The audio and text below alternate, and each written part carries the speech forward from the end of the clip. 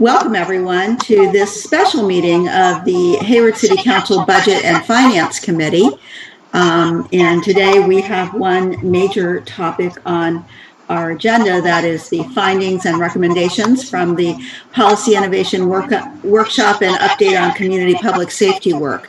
So with that, I'm going to call this meeting to order.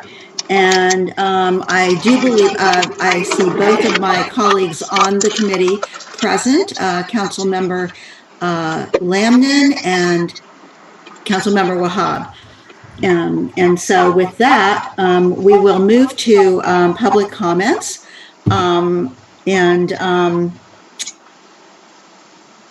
Madam City Clerk, do we have, I would invite you, I guess, is our City Clerk here or a representative of her office? Who is Ms. handling the public comment? I see a hand raised. Chrissy's here. Yeah, Chrissy. Oh, Chrissy, hi, okay, great. Sorry, wouldn't let me unmute. So we did receive one public comment, which was forwarded to you guys earlier. But I can pull it up in my email if need be. That will be made part of the record for this meeting then? Yeah, so it doesn't look like the person who sent the public comment is in attendance. She wasn't sure if she was going to be able to make it, and she had asked that we read the first 3 minutes of what she had submitted. Well, that's not something we actually do, but it will be made part of the record for this meeting. And that has been uploaded to the website. Yes. And then do we have any callers who wish to comment? Actually, I'm sorry. Before we get to that, we did receive one more. However, it was after the 2 p.m. deadline that we received moments ago. That has also been forwarded to your guys' email. I'm not sure if we want to bring that public or just post it to the website. Yeah, I think you should post that to the website too. I haven't seen it, but okay. And those are the only two that we have in written format. Okay, and I do think we have a hand raised, don't we, from the public here? That's correct. We've got George Surratt. I can unmute him and let him go ahead and talk. Okay.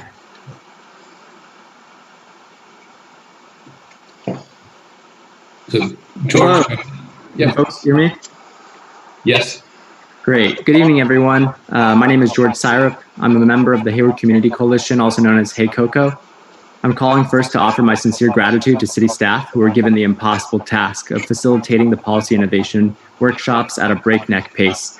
I participated as a community advisor and was consistently impressed by the level of professionalism our city staff continues to exhibit when handling such a sensitive subject. With that said, I'm disappointed but not surprised. Disappointed because many of the policies that came from these workshops completely failed to address the reason that they even took place in the first place. A national call to reinvest our police dollars into new models of public safety. But I'm not surprised. Hey Coco was very clear that a failure to include everyday people in the budgeting process and using appointed commissioners in the police would yield tainted results. And look at what we got. Several proposals that want to funnel more funding into the police. A real shocker.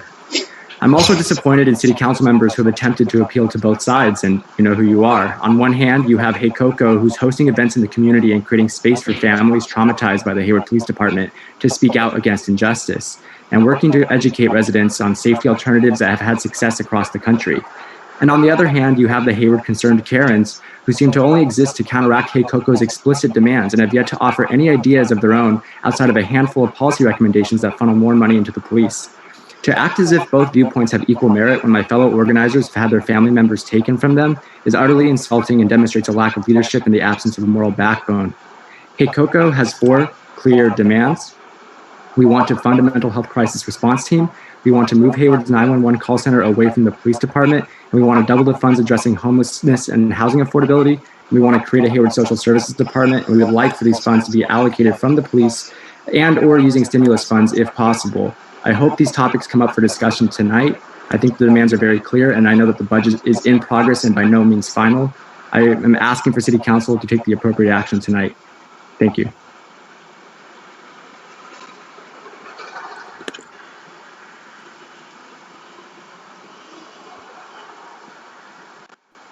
Mayor, you're muted. Yes, I see. Sorry. Ms. Mello, do you have the clock that I've got it going. You have. Are you going to then time? Okay, great. Yep. I was watching. Okay, thank you. Okay, the next speaker, it looks like, is Lacey Amade.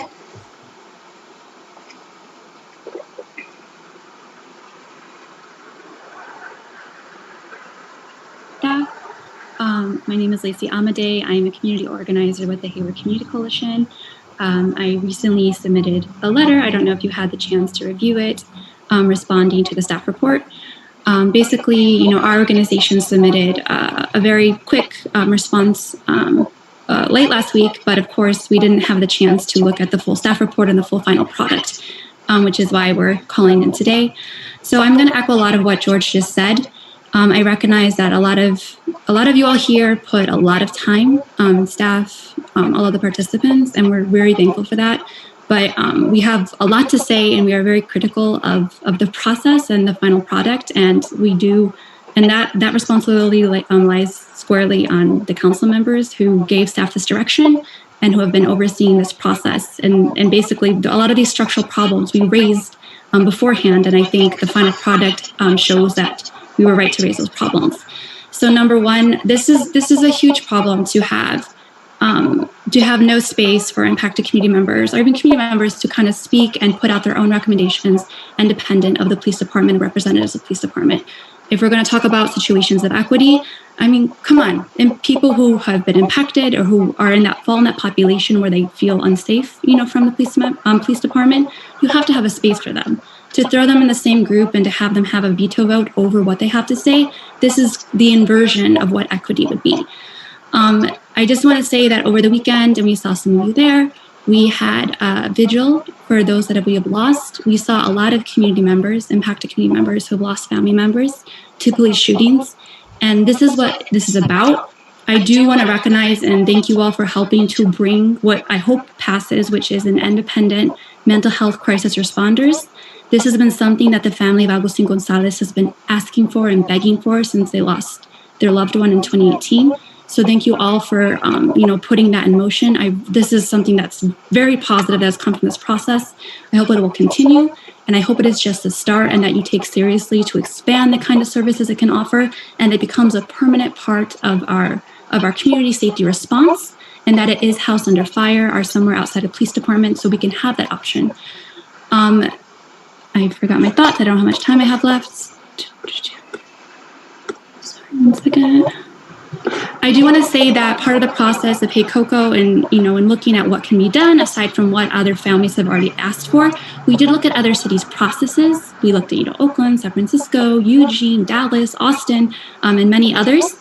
And I do want to say, again, looking at this process, there's a lot to criticize here.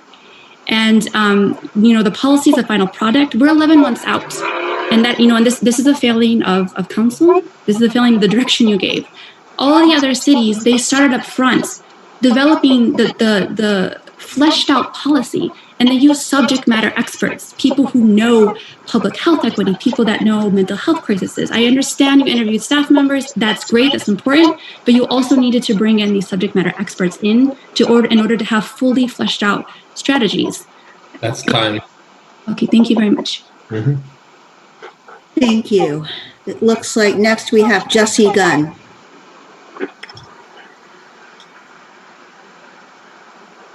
Hello, can you hear me? Yes. Okay. We're not hearing you now. I think you muted yourself. Okay, can you hear me now? Yes.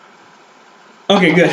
I am asking council to fund an independent mental health response team to move the 911 dispatch out of the police department, to double funds addressing homelessness and housing affordability, and to create a Hayward Social Services Department. Following council on social media, it seems the majority of council view themselves as champions of progressive ideas and allies and advocates. As one council member put it, as a doer instead of a talker. Yet the actions that we've seen don't connect with this. How can you look at the conviction of Derek Chauvin and proclaim justice on social media, then ignore the murders that have happened in our own city? How are you not angry? We don't want another conversation, a pause for reflection. We want action. Within these policy innovation workshops, there was an imbalance of power the moment that you decided to load them up with police and others who only want to uphold the status quo. And I dare say that it was done by design in order to sabotage this progress. You want to know how to be a champion of progressive ideas? You want to know what they would do? They wouldn't have even given the police a seat at the table except to answer the questions that others need, and let the experts create proposals on these policies.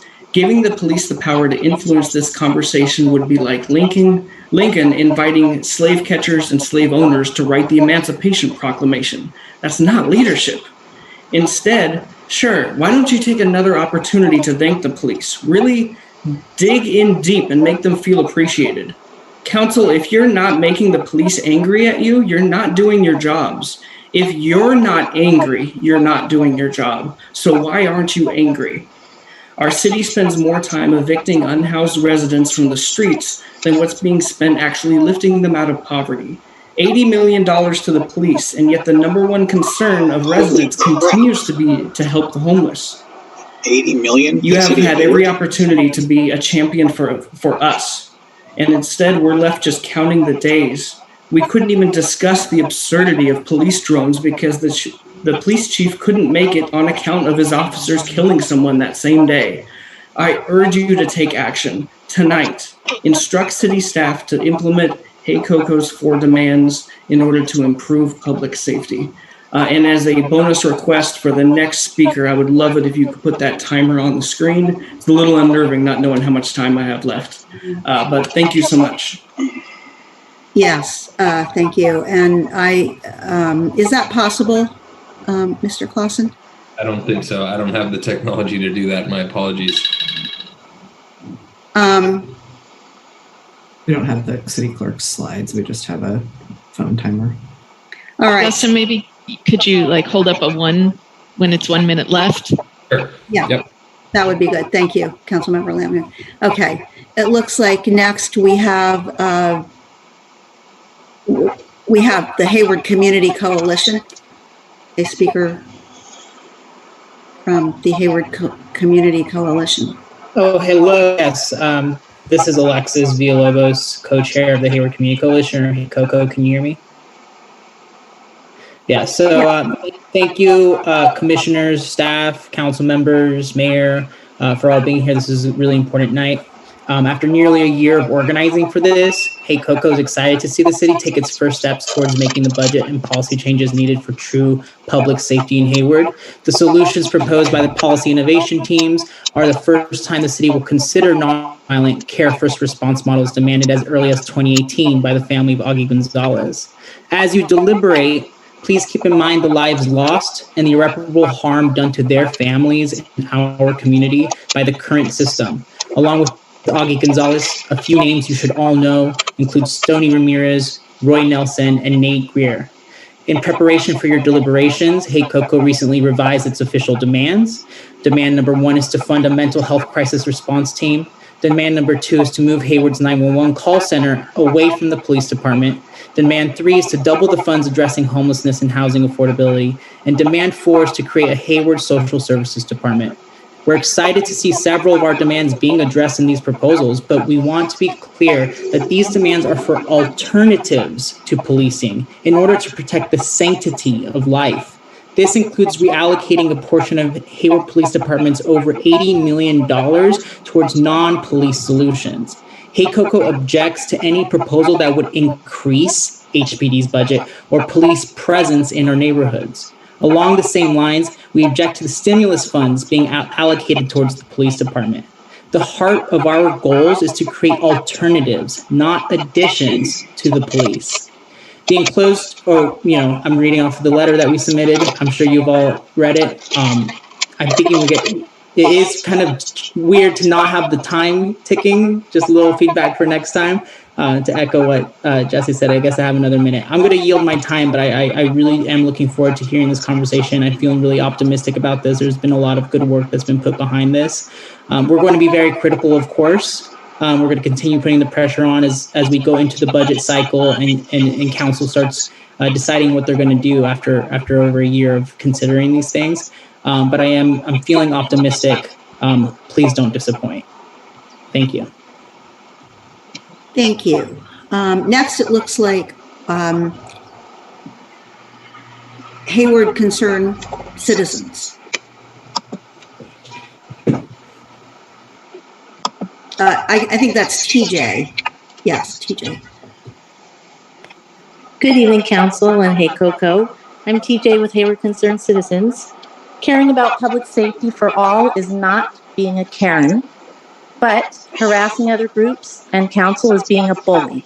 It's time to start thinking about more people than just one group and its demands. Thank you. Thank you. Next, we have Robert Hafner.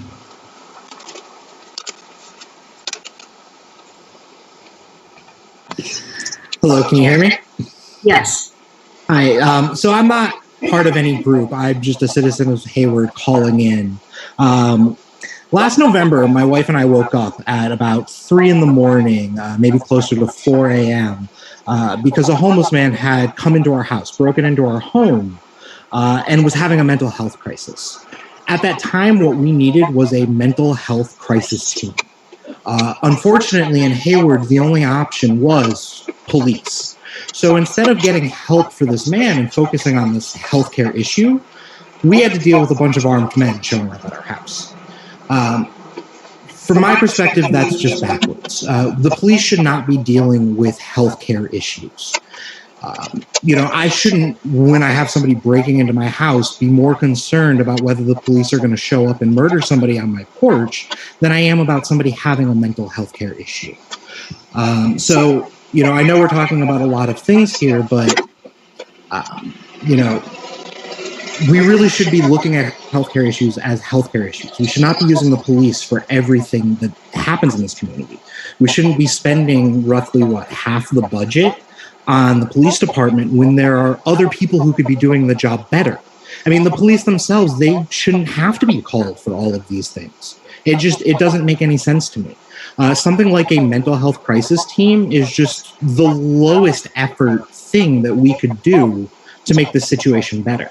And in my entire time in Hayward, the only time I've ever needed to call emergency services outside of a car accident in front of my house has been because of a mental health issue, has been because of a homeless person having a problem and needing assistance. It doesn't make sense that we spend so much money on enforcement and not nearly enough money on helping people who need help. That's all I have to say. Thank you. Thank you. And next we have, it looks like Trustee Sarah Prada.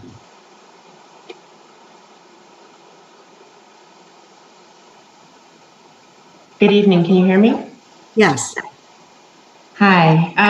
I called in as a fellow elected official because I saw that my organization, my group, Hayward Unified, was mentioned several times in this report, and which was shocking because our school board recently expelled city staff because of the concerns about systemic racism that the city ignored. What makes you think that we would invite them back in to teach our students about racism? Frankly, I'm in shock about the audacity to focus on children when they're the ones with the most concerns and the need to be protected. How did you guys even think this would be a good idea without talking to anybody from the board? As an elected official, I sympathize with you because this report was disappointing. I feel like you were let down by your staff, but now is the time for you to step up because this process clearly isn't enough to get anything done. And I'm just really, really disappointed.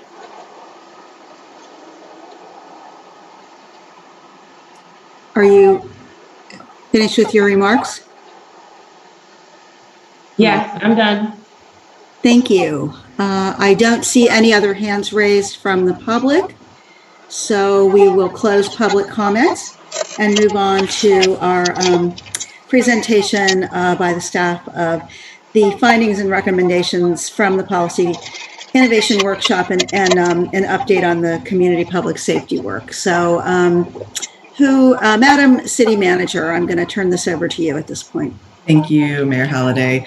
I just wanted to provide some prefacing comments going into this before the presentation. This is maybe a pretty lengthy presentation as we have representatives from each of the teams making parts of the presentation. But I think hopefully it will be beneficial, and you'll be able to hear a lot about the thought process that each of the teams went through and in developing these recommendations that have come forward to the committee tonight. First, I want to just express my tremendous gratitude to our board and commission and community members, our staff members, and particularly the team leads who executed this process and developed this process, which was incredibly time consuming. And as you'll hear, really engaged a lot of members of our community in conversation, a lot of different sort of community advisors in this conversation. And I just want to acknowledge their tremendous work that they've done. It's pretty remarkable what they were able to accomplish in the short period of time from the formation of these teams at the end of January. So I just wanted to acknowledge all of their work. I just also wanted to we'll go through it a little bit in the presentation, but just remembering sort of framing the lean innovation process, which relies on deep empathy and listening as a foundation, and really sort of starting there, sort of listening to the individuals in our community and amongst the staff organization who might be impacted by the various themes that came out of the community conversations and the survey that was done last year. From there, each of the teams takes those empathy interviews and develops sort of a key stakeholder, the person who's most impacted by a particular problem or an issue. And then from there develops a problem statement and then potential solutions that could be experimented with and turned into pilot programs. And I think those of you will remember the last time we talked about this process, the goal is to fall in love with the problem and not the solution, and really to look at solutions that will make a difference from the empathy interviews and the concerns that we heard expressed.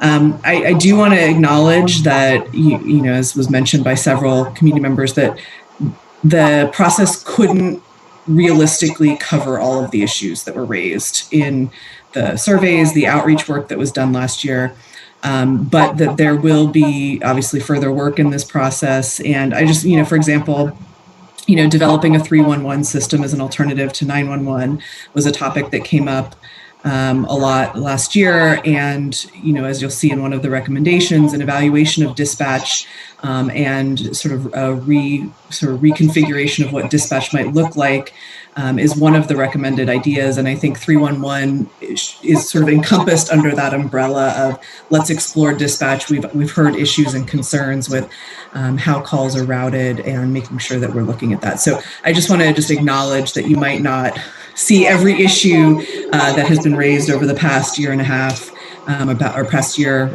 in these recommendations, but there is still ample opportunity to explore other ideas as we continue to go through this process.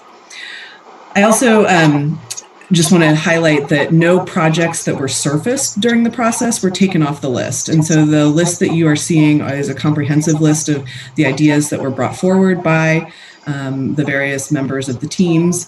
We do recognize that there were a lot of differing opinions in the groups. And so the projects that rose to the top of the priority list were those that received consensus among the team members. And I think the team leads tried to do a good job of helping facilitate those discussions and making sure to capture and acknowledge all of the ideas that did surface during the process. I think there were some that rose higher on the priority list based on the feedback we heard from the empathy interviews and the problems that needed to be addressed. I just also want to acknowledge this is, I think, the first step in a series of next steps that will happen towards action, and that there is a lot more work to come. These are not fully developed solutions that you see today before you, but is a list of recommendations that hopefully the council will be able to take action on to direct staff to move forward with further work. There's still a lot of work to be done around these, a lot of further exploration, and we are absolutely committed to continued community engagement during that implementation process. And I want to just acknowledge that if anyone is interested in being involved in that further work, sorry, I'm going to sneeze. We would welcome additional public participation, and there is an email address that will come up on the PowerPoint later, community@hayward-ca.gov. So anyone who's interested in further work on this project is welcome to join those continued conversations. I also you'll hear more about next steps towards the end of this process, but you'll note that there are some preliminary cost estimates that have been identified for the project, some of the projects this evening, but that we have not finalized sort of what how we would fund those yet. And that is what will be coming back to the council on May 18th. Will be sort of based on your feedback today on the project list and the priorities on that list. We would then, as a staff team, be working to develop the funding recommendations that the council could adopt on May 18th that would then be incorporated into the budget. So that is the next step in the process. So again, sort of concerns about how these projects have been funded, none of those decisions have been made yet. And so that's sort of the next step in the process. So with that, I think I am turning it over to Nick, or am I turning it over to Terrence? I can't remember who comes first. I apologize to start the presentation. Yeah, I'll be starting. Great, thanks Terrence. And Terrence Kendall is a management fellow in the city manager's office and has been instrumental in helping as a team lead on the project. So thanks, Terrence. And which one of my team members was gonna share their screen for the PowerPoint, or was I? I can go ahead and share my screen.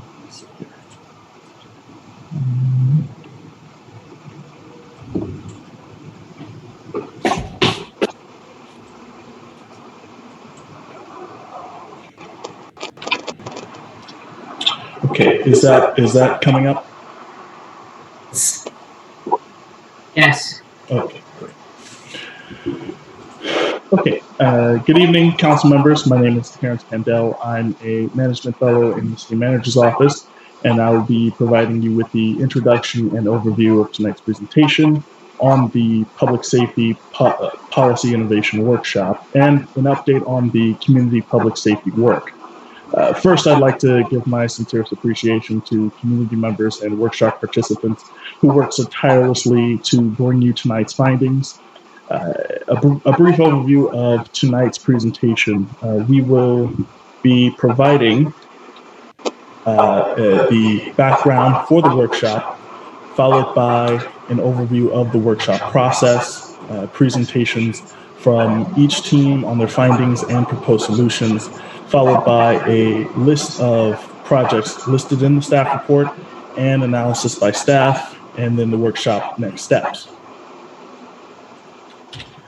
So I have a timeline of the background. The murder of George Floyd in May 2020 and following national protests led to local conversations about race, police brutality, and public safety. Hayward community members expressed their concerns about Hayward's policing policies, services, and programs in light of 3 officer-involved shootings that occurred in the same time period. In July of the same year, the council directed staff to implement a community engagement project to better understand the community's feelings on public safety, race, and policing in Hayward. From August to October 2020, the staff worked with consultants and partnered with community members and organizations to survey over 1,700 community members for their thoughts on public safety and policing in Hayward, the results of which were presented to council on October 27th of the same year. Following the community conversations on public safety, an interdepartmental team of 20 staff analyzed the findings from the community and summarized common safety concerns, themes, and attitudes, the findings of which we will go through in this presentation. So before I review some of the findings, I'd also like to give special thanks to the project-based learning faculty and staff, students of Chabot College and the Cal City Space students who were invaluable in the community conversations survey process. From the responses, what we heard was that racism and homelessness were top safety concerns. Hayward's diversity and desire for the safety of everyone in the city is highly valued, and that there was a general satisfaction and feeling of safety when interacting with Hayward police. But a significant number of respondents reported negativity or ambivalence in their responses. Most of these concerns being HPD's level of responsiveness and a lack of trust of HPD due to systemic racism and intergenerational trauma concerning policing. A few other key themes that we found. A majority of respondents did not support a police hiring freeze, equipment purchases, or freeze on spending on police facilities. And that close to 60% of respondents overall felt that the relationship between HPD and the community was positive. However, there is a significant disparity in responses from Black or African American participants, of whom only 48% reported that they believe the relationship with HPD was positive. Further, a majority of respondents supported reducing HPD's budget and reallocating them to community services using a participatory budgeting process. And quite significantly, 82% of respondents supported a 311 emergency hotline as an alternative to police response for calls concerning homelessness and people suffering from a mental health crisis.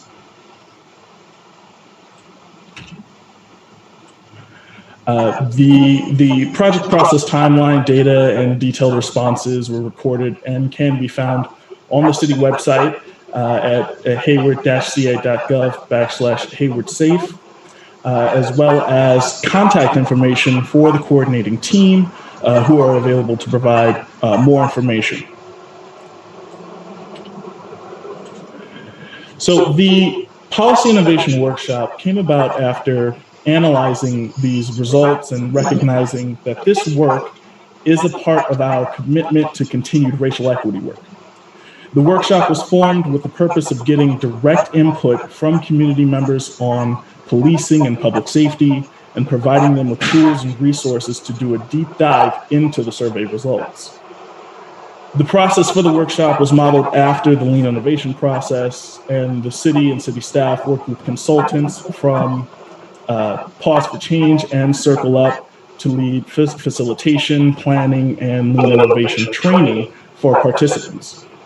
The goal of the workshop is to develop recommendations and pilot programs to be funded as a part of the fiscal year 2022 budget. Now, the first Policy Innovation Workshop was held on Wednesday, February 18th, 2021, and was formed with 33 participants, including 13 community members and 20 city employees, and 9 of which were HPD staff, 4 were Hayward Fire Department staff, and 7 from various departments throughout the city.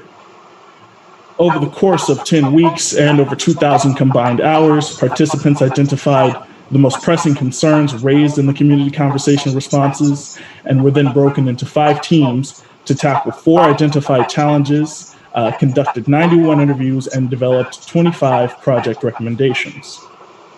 Teams identified key community stakeholders, interviewed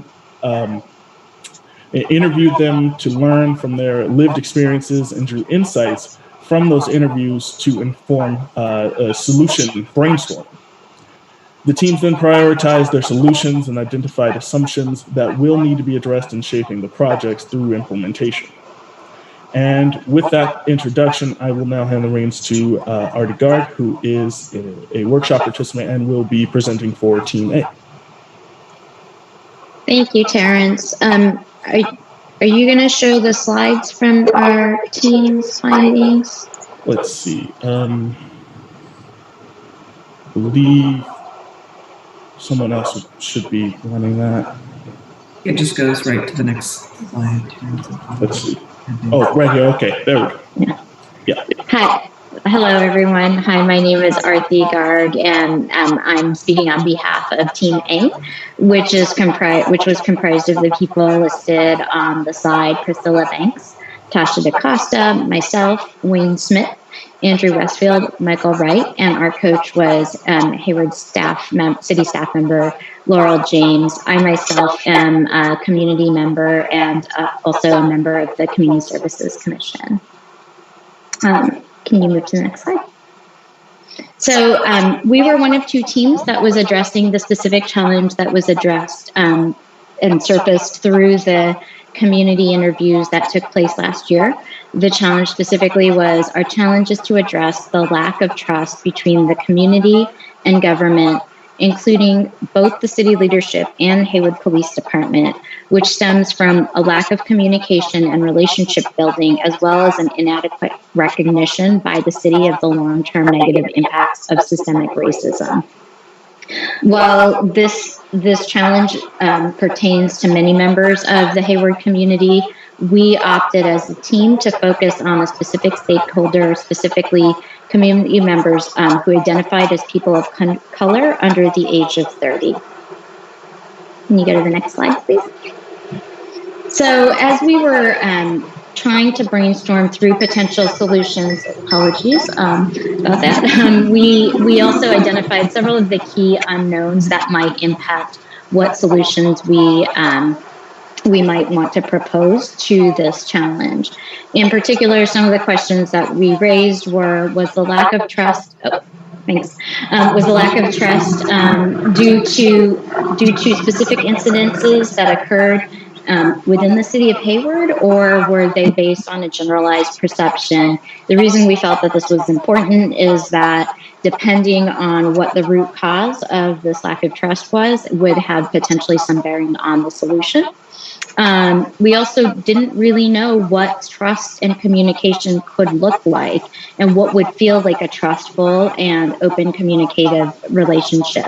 And so those things were things that we wanted to look to understand, particularly from the perspective of the stakeholder.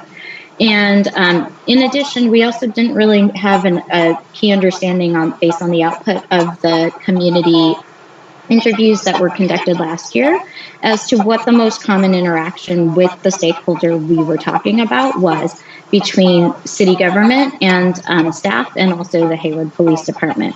So we were sort of entering this process with some of these key factors being unknowns. Can you go to the next slide?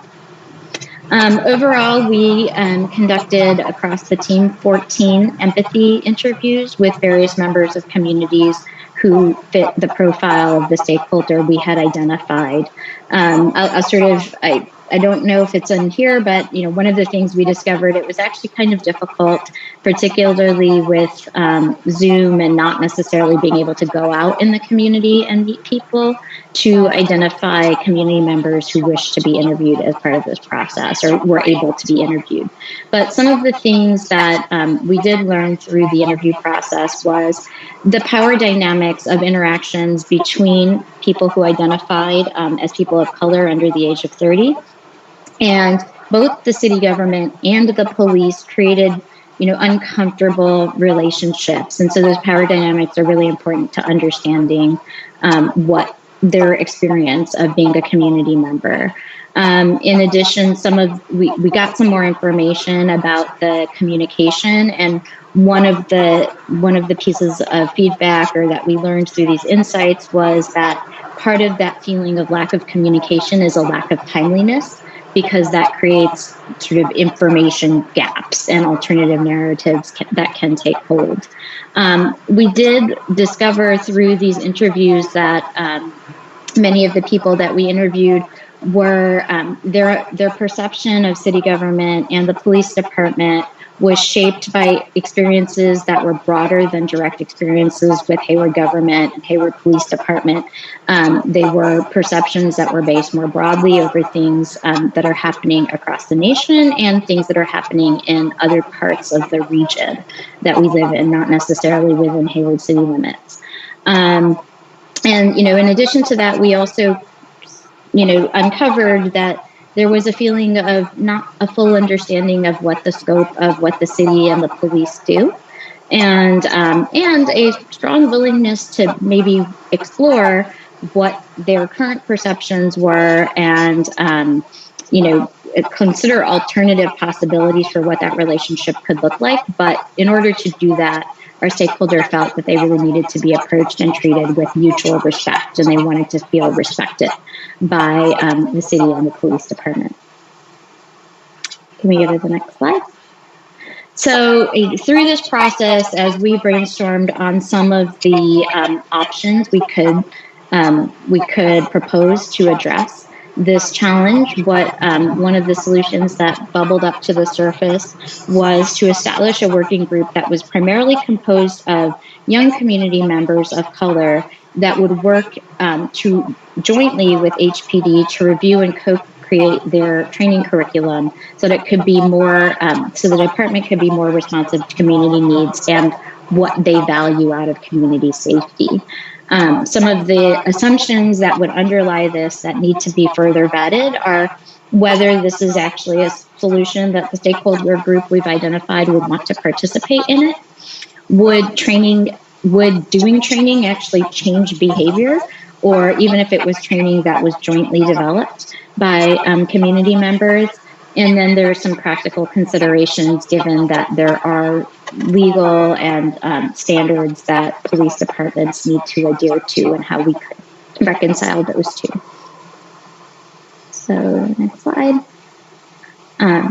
So yeah, that is the solution. I guess I want to add one thing is that the proposed solution, it came out of a broader conversation about how could we move to a more community-based and restorative justice model of community safety. And this was one of the concrete proposals that we felt potentially could be implemented in the near term, but it was part of a broader umbrella of reforms we thought could be considered and implemented. Thank you. Before we move on, can I ask the mayor, are we going to go through all of this, or are we going to review by team A product, team B product, so forth? It's a lot to absorb, and I kind of want the commissioner to be able to respond to questions. You raise a good point here, and I'm wondering if we have 5 teams, I believe. So it's not that we're seeing this for the first time. I would assume everyone on the committee has read the information that was given to us ahead of time. So I think I would prefer to our goal was to get our goal is to get through kind of, I think, all of the team presentations, because there is some overlap between the teams, and then answer questions at the end, but we're happy to do whatever the committee wants to do. I think we're going to go through the presentation. I mean, I have my comments and any questions I had, Councilmember Lambden, do you have a preference here? Yeah, I would prefer to complete the presentation and just, ask the questions at the end. Okay, thank you. So let's proceed. And then in regards to public comments, are we going to do it all in one shot, right? 3 minutes or 2 minutes? We have had public comments. So after presenting this item, we will not have any? No. A committee public comments come before. Yeah. We have committee member announcements, but yeah, the public comments were, at the beginning. However, considering that so many people are interested in this, I just wanted to see what they would want, but okay. Well, this is a committee and this will come to council, so. Okay, so let's go ahead with, looks like Team B. All right, and the presenter for Team B will be participant and Personnel Commissioner Denise Thompson. Good evening, everyone. My name is Denise Thompson, and I am a Southgate community member, and I'm a Personnel Commissioner for the City of Hayward. And along with my Team B members, Tommy Clayton, Brenda Gomez, Wade Harper, Jamie Martin, Sandy Wong, and our coach, Nicholas Mullins. I will go ahead and present our policy innovation. Next slide, please.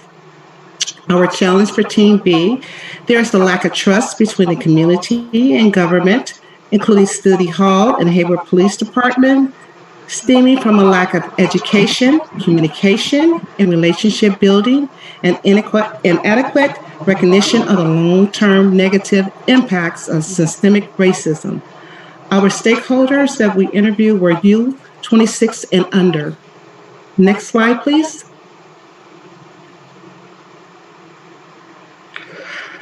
Collectively, our team came up with the key unknowns. The first one was, what are the preferred ways youth would like to be communicated by, and how do we better engage them? Secondly, how can we improve access to resources for youth? And lastly, what resources can we provide youth to prevent desperate outcomes? Next slide, please. Together, our team came up with several empathy insights, which took place with 18 community members. The first one was social media that caters to the youth, usage of more social media platforms to share information, rebranding the city Instagram account, TikTok, YouTube, etc., more information regarding services provided by the city and within Hayward, more opportunities for citizens to partner with the city and learn about city functions. Our team used empathy insights to propose some solutions that focus on sharing information and building relationships while broadening the city's understanding and how to engage youth, the impacts of service provided, and learning from youth to improve services. Next slide, please. So together, our team came up with a proposed solution. City Hall Hayward Unified School District workshops, biannual workshops across Hayward Unified School District, and our riskiest assumptions were youth do not have adequate access to resources and information regarding city functions and services.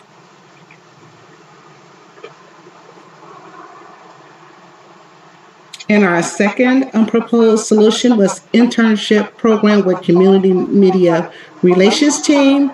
The riskiest assumptions, youth have access to the necessary technology to access social media platforms and accounts to engage with the content. And these are the findings from our follow-up interviews. Stakeholders were excited about the proposed solutions and offered feedback, questions to answer before implementation. The first one was, what format is best for developing relationships, engagement, and understanding with school-age Hayward community members? For example, in school workshops, classroom visits, city-run resource fairs. Number two, what community partnerships needs to be established to present service and resource options within the city? Number three, what agreements need to be established with Hayward Unified School District to conduct in-school workshop? Is that the preferred format? And lastly, what is the recruitment process for the internships, or should the city utilize the Hayward Youth Commission for recruitment? And this concludes our presentation for Team B, and I would like to hand it over now to Brian Matthews. All right, thank you very much. It's my pleasure to present tonight on behalf of Team C. Team C consisted of Varsha Chauhan, Georgia Skusha, Harnor Gill, Andrew Kazemi, Jessica Lobadan, Minnie Beach, Dr. Emily Young, and myself and my co-coach, Daniel Mao from the city manager's office. Next slide, please. So our challenge statement was that systemic health inequities for Black, Indigenous, and people of color, inadequate cultural responsiveness, and a lack of resources have led to limited and or uncoordinated response options for mental health crises. And we identified an extensive list of stakeholder groups and stakeholders, but our primary stakeholder was identified as people in mental health crisis. And just for clarification, these are people who have an immediate need to be connected to services. Next slide, please. Some of the key unknowns that our team identified, there was a lot of unknowns regarding the current system in Hayward, what processes and resources exist when responding to mental health crises.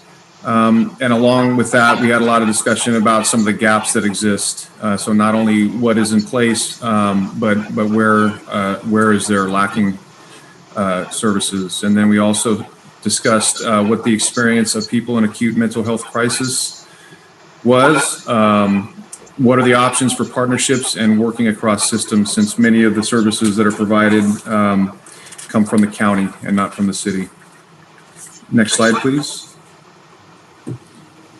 So just to cite some of the challenges that we faced, again, being in the midst of a pandemic and having limited ability to get out and connect with community members, we did conduct some empathy interviews. The team wanted to learn more about stakeholder experiences from those who have directly or indirectly been impacted by a mental health crisis. And so we interviewed a total of 14 community members. And our key takeaways, our key empathy insights were that challenges exist with communication and access to services, that there are training needs and relationship building needs between responders and service providers, that there are limitations in resource availability and response, and that there is a lack of intervention services prior to crisis and a lack of follow-up or continuity of care post-crisis. Next slide, please. Our proposed solution, we developed multiple solutions, but the top solution was to increase behavioral mental health services as a part of responses. And specifically, we discussed providing behavioral and mental health specialists in the call center, in dispatch, and some on-call clinical support. Our riskiest assumption was that the solution will be useful for people in crisis and that people will feel comfortable using the solution and that there will be resources to direct them to. Next slide. So we developed some questions to test during a pilot for this. So will the solution lead to people feeling more comfortable calling in to access services? What is the best way to inform the already difficult to reach stakeholders about these new services? And how can we better track the data related to mental health response and ensure it is communicated to collaborative partners? And with that, next slide, please. I will turn it over to Team D and Zachariah and Andrew. Thank you. Hi, my name is Zachariah Okenda. I'm a community member and also planning commissioner and a former member of the Community Services Commission, and also a panel member on the community advisory panel to the Chief of Police. Mouthful. Andrew, you want to introduce yourself? Yeah, my name is Andrew Galley. I'm a firefighter with the Hayward Fire Department, currently a captain, also the union president for Hayward Firefighters Local 1909. And the rest of our team consists of Alex Iwaniki, oh my gosh, Iwaniki, Amy Cole, Dr. Amy Cole, Andrew Galley, Bubba Manzo, Faye Maloney, Rachel Zargar, myself, and our coach, Mary Thomas. Apologize to Alex. Next slide, please. Our challenge is that Hayward has inadequate shelter, housing, and outreach services to meet the needs of people experiencing homelessness. As a result, some people decline current shelter, housing, and outreach resources and services. These challenges are especially burdensome for people that have experienced systemic inequities, including economic dislocation, incarceration, and other traumas, disproportionately impacting community members who are Black, Indigenous, and people of color. The stakeholder most impacted, though we identified many stakeholders, are people in Hayward who experience homelessness and who calls for service in the city. Next slide. Thank you. Our key unknowns were, what are the reasons that our identified stakeholder, people who are experiencing homelessness and who are the subject of calls for service, why may they not use services that are offered? What services and resources does the stakeholder need or prioritize? What has been the stakeholder's experience when interacting with city staff or service providers during service calls? All of those are just kind of getting at this fundamental point that a lot of staff who currently are doing the work, report back that many of the services that are offered to folks in our community, unhoused individuals, they are turned down. So what are the reasons for those? The key empathy insights from unsheltered people in Hayward, if you can move to the next slide, excuse me. The key empathy insights, they come from conducting 17 empathy interviews, and actually just yesterday conducted a few more on a trip out to visit some encampments with some members of our group. There is an overall lack of shelter services of all types, was probably the primary response that we received. Additionally, privacy and safety are key factors for users of shelter services, particularly issues with congregate shelter options. So those who decline services often have challenges with mental illness, addiction, incarceration, and other trauma that may make traditional congregate shelter options inaccessible or undesirable. Past experiences with law enforcement and incarceration can create these trust barriers, which can sometimes be overcome with sustained compassionate outreach. Additionally, we found from listening to impacted members that clearing encampments often moves unsheltered community members to another area in Hayward, and we know that this isn't really addressing the root issue. And of course, this is all over the nation, and I'll add that we also heard, and I heard yesterday, that too many laws currently prioritize quality of life of housed residents over unhoused residents. There are a lot of needs that just aren't going met. Andrew, for the next slide.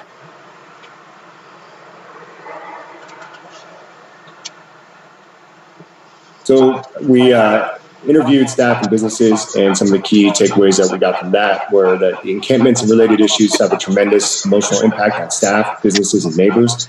Staff had put many hours into creating a multi-departmental work group to build humane responses to homeless encampments during COVID-19. First responders often don't know what shelter services are available, so it's difficult to make referrals in real time during a service call. Fire personnel are interested in coordination of an app. Some unsheltered community members experience repeat calls for service, and the County CAT team requires police presence during the response for safety of their employees. Staff safety for them is a priority when piloting an alternative response model. In the city, staff has expressed the need to continue to build and maintain working relationships with the county's behavioral health department to advocate for more resources focused in Hayward. Next slide. So our first solution, proposed solution, after obviously brainstorming a lot of different problems and possibilities, we had three that rose to the top that our group decided we would put forward. This first one essentially adopts support for the Let's House Hayward plan that has been already presented to council in the last few weeks. We just suggest in particular considering options that accommodate those who decline typical services. That would include the safe parking or sanctioned encampment sites, and those who prioritize privacy for whatever reason, such as which we find folks are more open to something like the hotel annex, which provides privacy versus a congregate shelter setting where people are all sort of in the same room. And then finally, we want to pair any additional shelter or housing options with trusted, sustained outreach support through nonprofit providers. We already are working with some. BACS, Bay Area Community Services, has been doing work in our NAV center, and the internal sort of staff team has been developing a pretty strong relationship with them at this point. The condition for success would essentially be that these individuals will accept those new sheltering or housing solutions and actually move to those sanctioned locations or shelter and housing options. And then, of course, the issue here is also funding. Next, and Andrew will take this. Right. So an additional solution is that We pilot a 12-month mobile mental health response team to respond to all nonviolent calls for service and conduct follow-ups for individuals who were recently discharged from emergency room or hospitals. This team will have one community paramedic, one behavioral health clinician, and one community counselor. And the community counselor will be someone who's experienced what the individuals who are calling for service have experienced. The community paramedic is an additional 200 hours on top of the current paramedic training that we go through in the fire department. They'll be able to do follow-up care that a normal paramedic doesn't have the scope of practice to do when a patient is discharged from the hospital. We felt as a team that it's crucial that we don't just respond to patients experiencing a behavioral health emergency one time and just drop them off at a facility, but that we do follow-up care to make sure that they continue to get the resources that they need so that they don't have to have a continued repeat response from this mobile response health unit or from fire.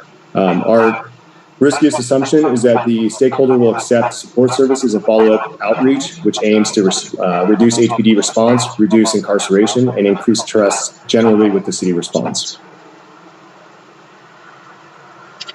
And I would also just like to add that there's a Denver STAR model we did research for. It's the Denver Support Team Assisted Response. Some examples of expected response codes that we've discussed in our group include just general assistance, calls for an intoxicated person, suicidal series, welfare checks, potentially like indecent exposure, trespass on warrant of a trespass, or even syringe disposal. Those have been used in another city.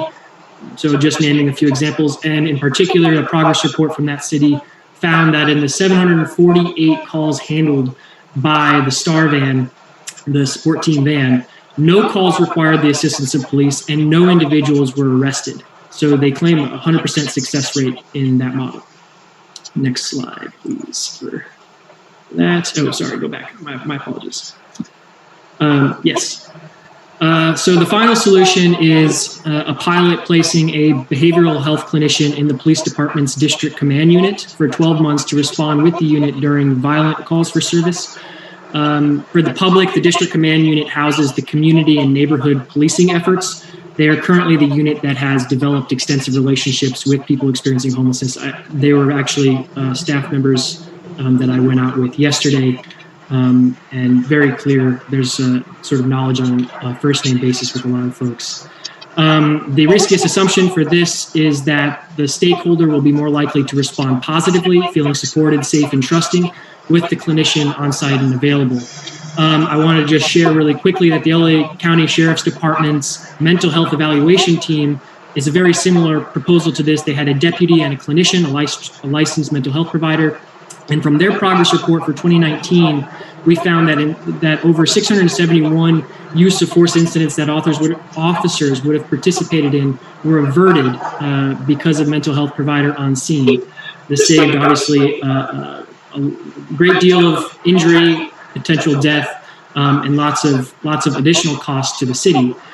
Also, that report, and finally, that report found that at least 4 incidents resulted in the police not killing an individual who wielded a dangerous weapon because the MET team was on scene.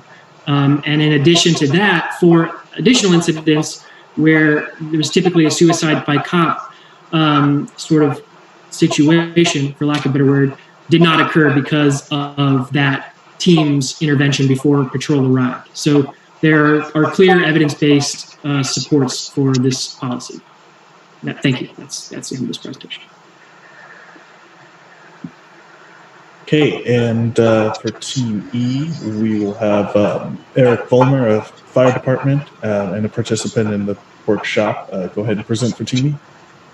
Good evening, everybody. I want to thank the committee and the community members who were on the call tonight, and also all the community members who sat down for interviews with us to help us get an understanding of this problem and just be a part of active government. So my team was Ricardo Prada, Linda Moore, myself, Nicole Grucky, Marcus Martinez, Heather Costa, Libby Ledesma, and then our coaches. I had co-coaches of Monica Davis and Rosalinda Romero.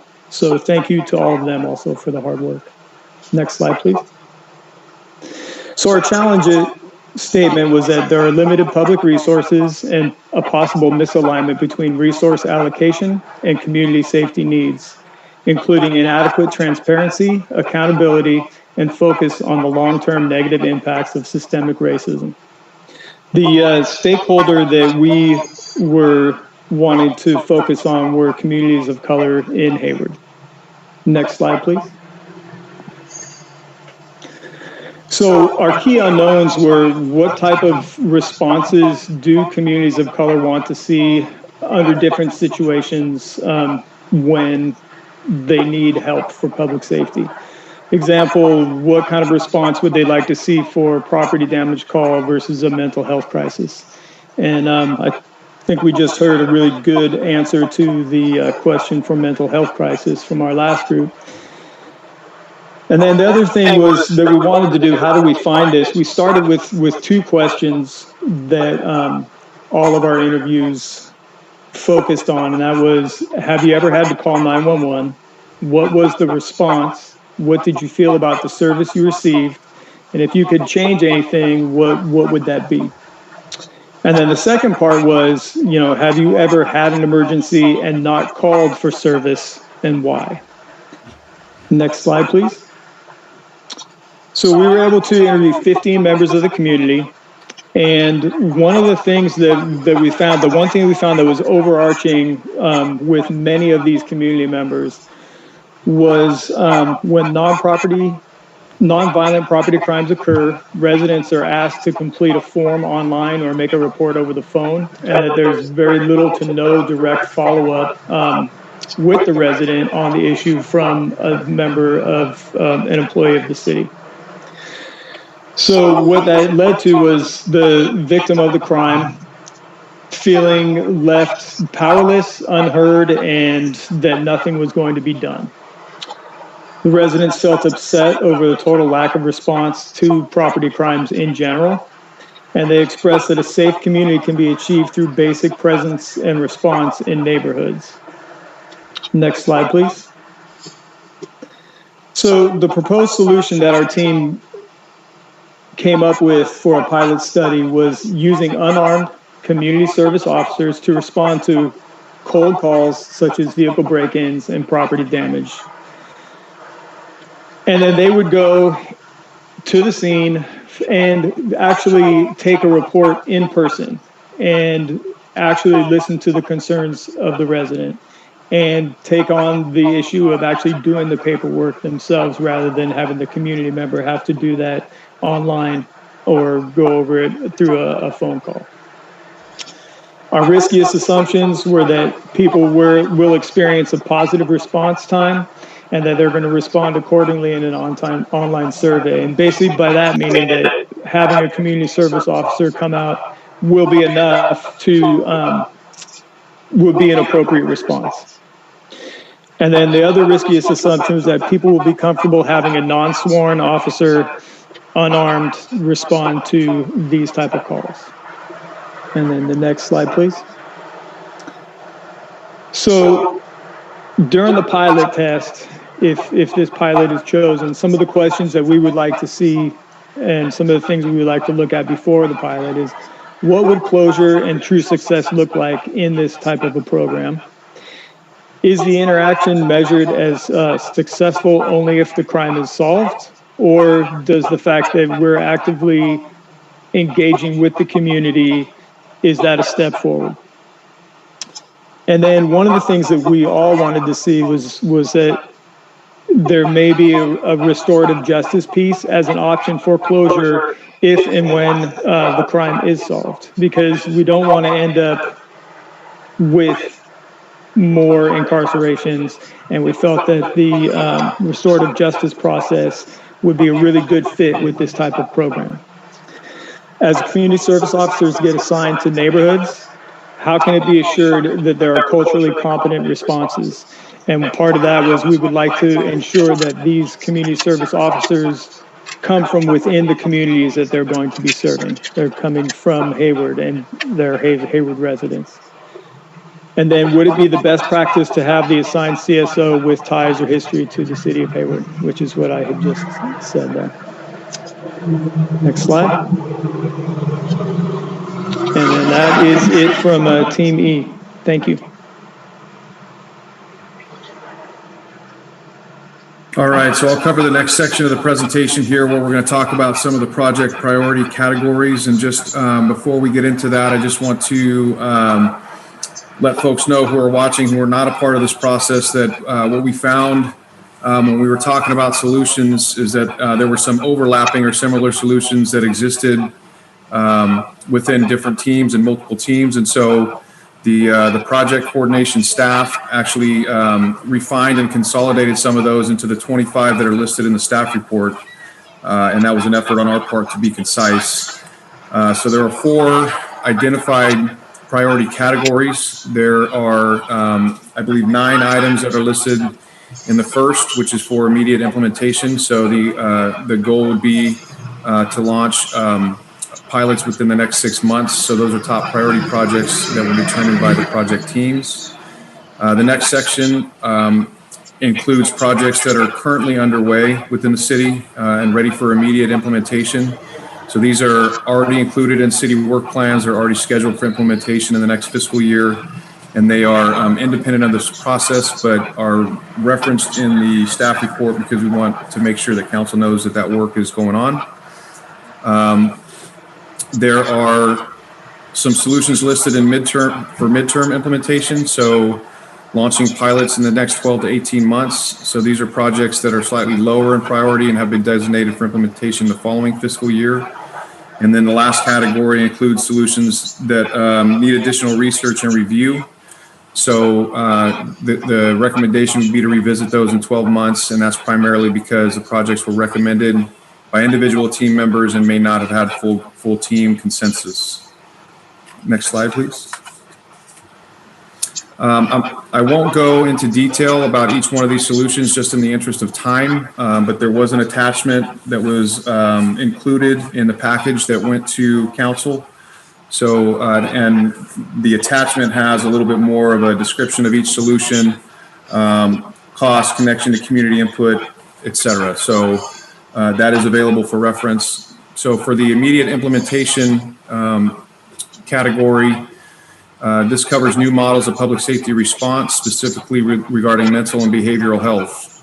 We talked a lot about the dispatch center and how calls for service come in and how they are triaged. And so the first recommendation would be to conduct a dispatch needs assessment and capacity improvement.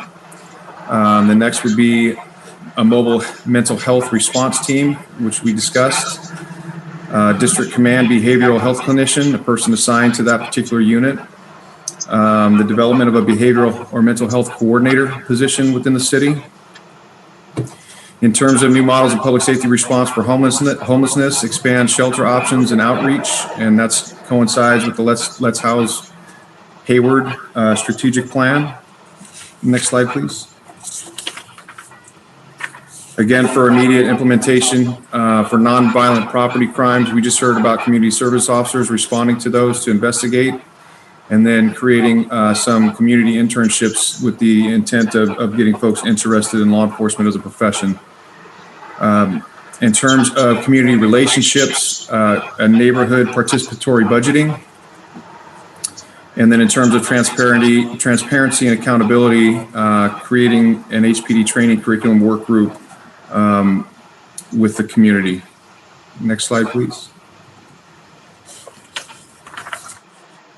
So the next 4 projects or solutions are those that are currently underway. So these are things that were already going on and independent of this lean innovation process. So for transparency and accountability, the development of traffic stop software, that's actually part of our strategic roadmap project, but it's also part of legislation that went into effect in 2018 that requires a collection of demographic data related to traffic stops. And so that will go live in January of 22, if not before. Equity analysis of the city's social media policies, budget and CIP equity analysis, and introduction to racial equity, the role of government training. Next slide, please. For the midterm implementation, under community relationships, we have the city employee volunteer time, pilot youth outreach models, and community and media relations social media internships. And under transparency and accountability, community feedback and a complaint liaison, which would be a city position to accept complaints. Next slide, please. Under the additional research needed category, in new models of public safety response, to hold city facilitated discussions, to engage behavioral and mental health experts regarding responses in Hayward, to explore a program that provides monthly stipends for income qualified individuals, to establish a process for people to voluntarily provide behavioral or mental health information pre-crisis, to run a city-sponsored behavioral or mental health destigmatization campaign. Next slide, please. To communicate and map existing services or resources for community members, to explore the feasibility of a sales tax increase in Hayward with all funds allocated to community safety needs, and develop a long-term plan for a restorative or transformative justice public safety model here in Hayward. And then finally, under transparency and accountability, evaluate the community advisory panel and explore other community oversight models, such as a civilian auditing and investigations office. And with that, I'll turn it over to Nick. Hey everyone, my name is Nicholas Mullins. I'm a management analyst in the finance department, and I'll be covering the staff analysis of the proposals along with next steps. The staff analysis centered. Sorry to interrupt you. I think some people are having trouble maybe seeing the slides. Can we just unshare and reshare the screen quickly? Sorry.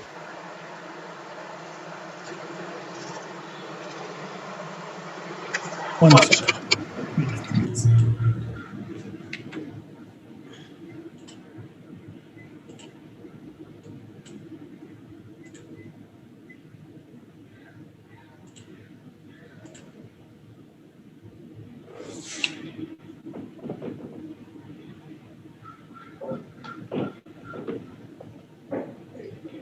Okay, is that coming through now? Yeah, I can see it. Okay. Yes, yeah. The person who is having issues can see them now. So the staff analysis of the proposal centered around community responsiveness, racial equity analysis, cost, staffing, and accountability and success. The cost and staffing, as we discussed earlier, there are rough estimates of departments that will lead the solution implementation and the anticipated funds for staffing, contracting, equipment, and other needs. The racial equity analysis focused on providing context for the recommendations based on data from the public safety community conversations and community survey, which occurred last year, the HPD CALIA compliance review, the US Census and American Community Survey, and other sources that are noted in the data sheets.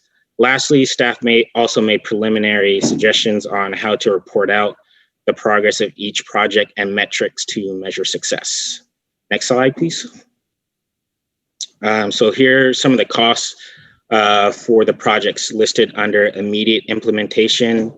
I won't go through each one, but you can see some of the larger asks, $900,000 for the mobile mental health response team, $400,000 for the dispatch needs assessment and capacity, along with $350,000 for the neighborhood participatory budgeting. Next slide, please. And for the midterm implementation, we have the pilot youth outreach, the social media internships, which is set at $25,000, and then the community feedback and complaint liaison, which is set at $75,000. We also note that some of these proposals are listed as zero, but it doesn't necessarily mean that there aren't any costs for these projects.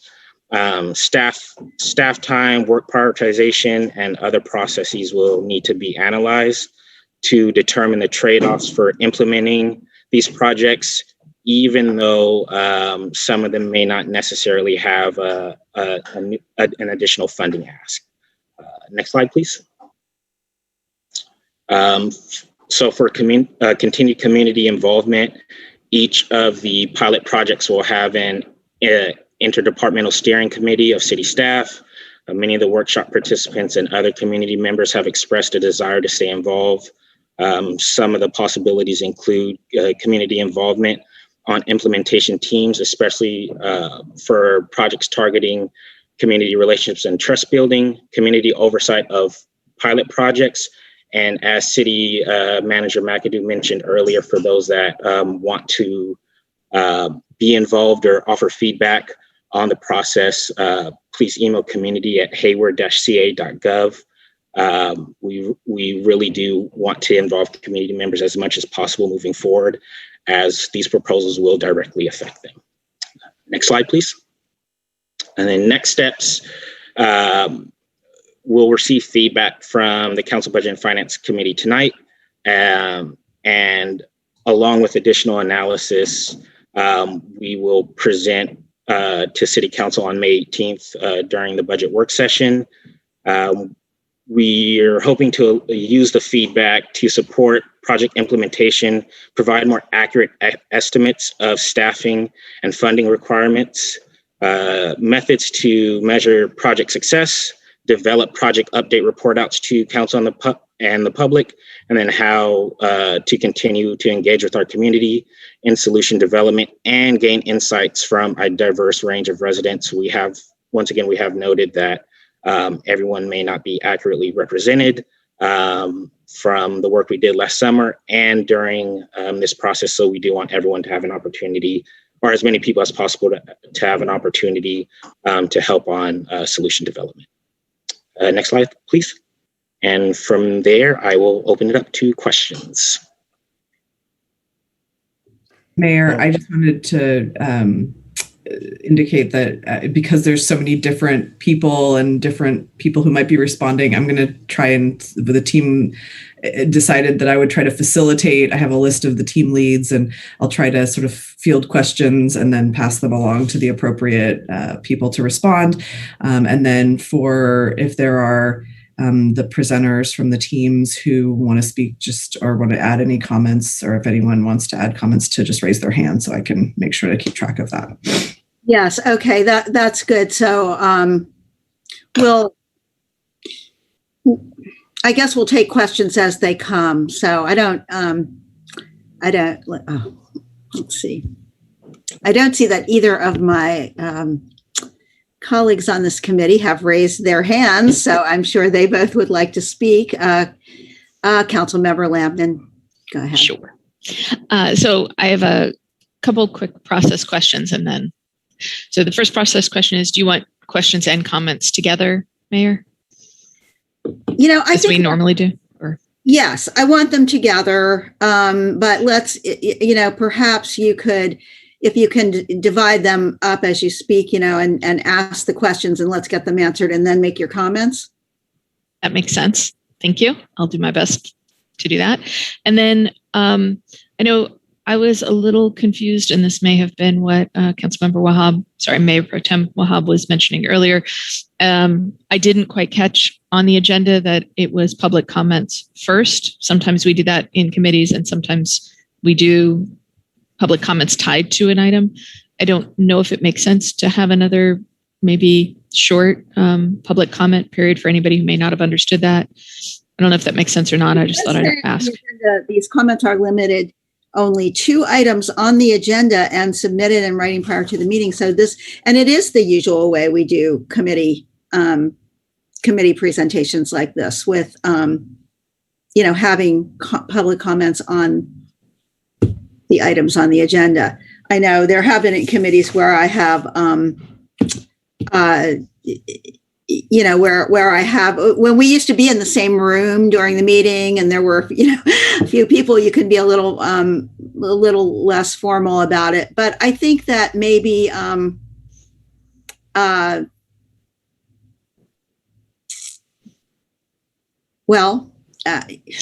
think I would like to go ahead with the council comments, and then, if people, I'm not seeing any hands raised from the public at the moment. So go ahead with your comments. Thank you. Okay, so I think the way that this makes sense for me, and if this doesn't make sense for other folks, let me know, is to just kind of go through the list of recommendations. So basically, I'm looking at attachment 2 as a way to sort of tackle this. Lots of information and lots of places I could ask questions and give comments, but I'm thinking this may be the way to go about that. But I will try and keep comments at the end and just do questions first for the mayor's request. So first of all, I want to add my heartfelt thank you to the entire team for embracing this big task, for carrying the community's concerns forward, to digging deeper into them, to falling in love with the problem, to putting forward a set of recommendations that really worked hard to be responsive to those community concerns and needs in a very in-depth and thoughtful way. And I really appreciate all of your work. Thank you. All right, sorry, that was a comment, but I'll go back to questions now. I apologize. I just didn't want to forget to say it. So item 1 was dispatch. And I guess we're aware of some of the dispatch needs, hiring being a big piece there. And not sure if I'd like a little understanding of prioritizing sort of additional needs assessments there rather than perhaps focusing on getting the positions filled, if that was part of the conversation. Okay, so now I'm gonna, I don't have the list of projects associated with teams. I'm printing it out as we speak, so I apologize. I'm not sure. So I think team C and D, and so Captain Matthews, I can speak a little bit to that, but Captain Matthews, did you want to jump in at all? Yeah, I can hopefully help clarify that. I know that a lot of the conversations that we had stemmed around how calls for service come in and how they get identified. And I think so in terms of the needs assessment and capacity improvements, there were questions around whether or not you could take existing staff and provide them with training that would get them into a place where, we would be comfortable with them doing emergency medical dispatching or doing, the triage of mental health and behavioral health calls for service, or would we need to bring additional staff in on top of existing staff to do that work? And so that's kind of the capacity piece. Is it adequately staffed now, or do we need to add to it? And I can also speak from the Team D's perspective that I think it was learning for me that how essential the dispatch function is for being able to do that analysis of, what kind of calls are we receiving and how do we want to be dispatching these, and really thinking through that process. So it's partly that, and then partly if we are going to be bringing on this new resource like a mobile mental health response, then there's some medical dispatching and some other skills that need to be built up. And so understanding, and actually we interviewed people from dispatch and they were saying themselves that they feel like they need some more resources for that. Yeah, I've heard that as well. It's a different skill set.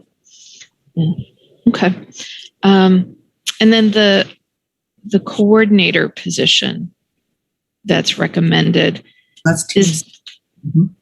Thank you. So a Team C recommendation. And so let me see if I understand this. So the 3 sort of mental health in the field or mental health recommendations from a service perspective are the sort of our local CAT team version or Cahoots version. Somebody that would be part of district command and respond on critical incidences, and then this coordinator position. Am I understanding that correctly? Okay, I'm seeing nods, good. And then could you speak a little to what the coordinator position is? That analyst kind of position? Is it resource awareness? But I'm not entirely clear what that job does. I know there's some description, but I still didn't quite get it. I apologize. So the conversation that Team C had around that particular solution was to create a position within the city to be able to get some of these pilot programs that we're talking about, specifically the ones that are related to behavioral mental health kind of off the ground and to be able to track progress, to be able to do data collection and assist with reporting out of those, but also to be the person who kind of is a relationship builder and a coordinator for the multiple entities that exist within the county, right? So there's a lot of the services, there's a lot of response services that the county provides, some of which are expanding into Hayward, independent of this process. And so, having somebody who can coordinate all those moving parts, identify gaps, particularly if we're going to pilot building our own mental health response team, identifying gaps that team could potentially fill and so on. So just a lot of the work around that. So that project management kind of piece as well. Okay, that makes sense. And I think Zachariah also had a right. Yeah, thank you, City Manager McAdoo and Council Member Landon. I wanted to respond to your that first question of the two you just asked, related to the mobile health response team, and I just wanted to kind of provide some context for some of the conversations that we had, and maybe clarify, just in case anybody in the public is interested in this point, that in a lot of the conversations we had, we discussed that mobile health response team, many of us felt we would like to see it be housed under fire, and potentially, working with the fire department to see how they could be dispatched from fire locations and fire stations, which we know are placed strategically through the city to allow a very quick response. And so that came up in conversation, and I wanted to just identify that and make sure that it's clear for the public that there's one kind of entity which is separate from the police department, and then there is the proposal about the district command behavioral health clinician person. So just wanted to clarify that in case that was helpful. Thank you. And then briefly, City Manager, can you speak to just what does a budget equity analysis look like? I don't know, I might call on Laurel as well, who's sure. That. But what that is looking at it similar to, I think we've talked about it with respect to like our capital improvement dollars, sort of how are we spending our dollars, and how are we spending dollars towards programs that where certain communities of color may have been neglected with city resources in the past, and how are we trying to sort of address those potential inequities in service provision. Also looking at, like, are we providing more services, for example, in maintenance, more cleanup services in certain neighborhoods around the city, and then sort of readjusting operating dollars accordingly so that resources are distributed equitably. Did I answer that? Laurel or Dustin? I think that's Dustin's project for the GARE team this year. Yeah, Kelly, I think. Sorry. That's accurate. We're going to be looking at a few different things around the city, and we'll be trying to do it with both the operating and capital improvement project to try to really kind of flesh out some of the areas that we have neglected in the past, and how we can provide resources to those areas of the community.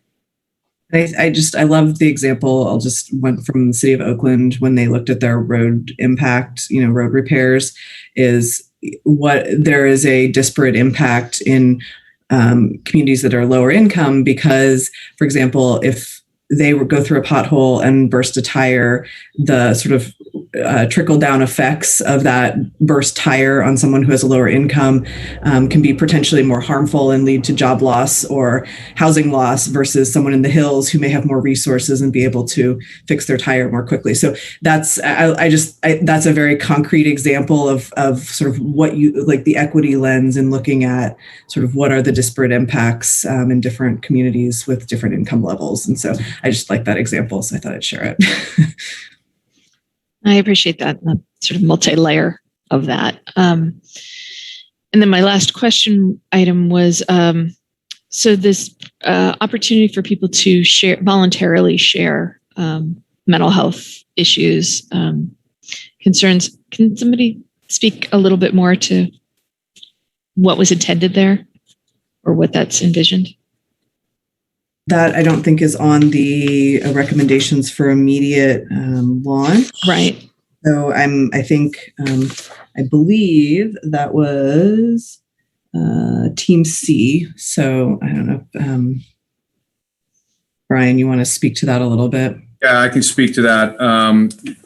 Obviously it's not one that's being recommended at this time. And I recognize that there are concerns that exist with it in terms of, obviously developing a place where that data is stored, who has access. A lot of that is protected medical information and what specifically would be done with it. In the context that it was discussed in the team, it was creating a resource for responders, much like a premise information that's provided to folks while they are en route to a call.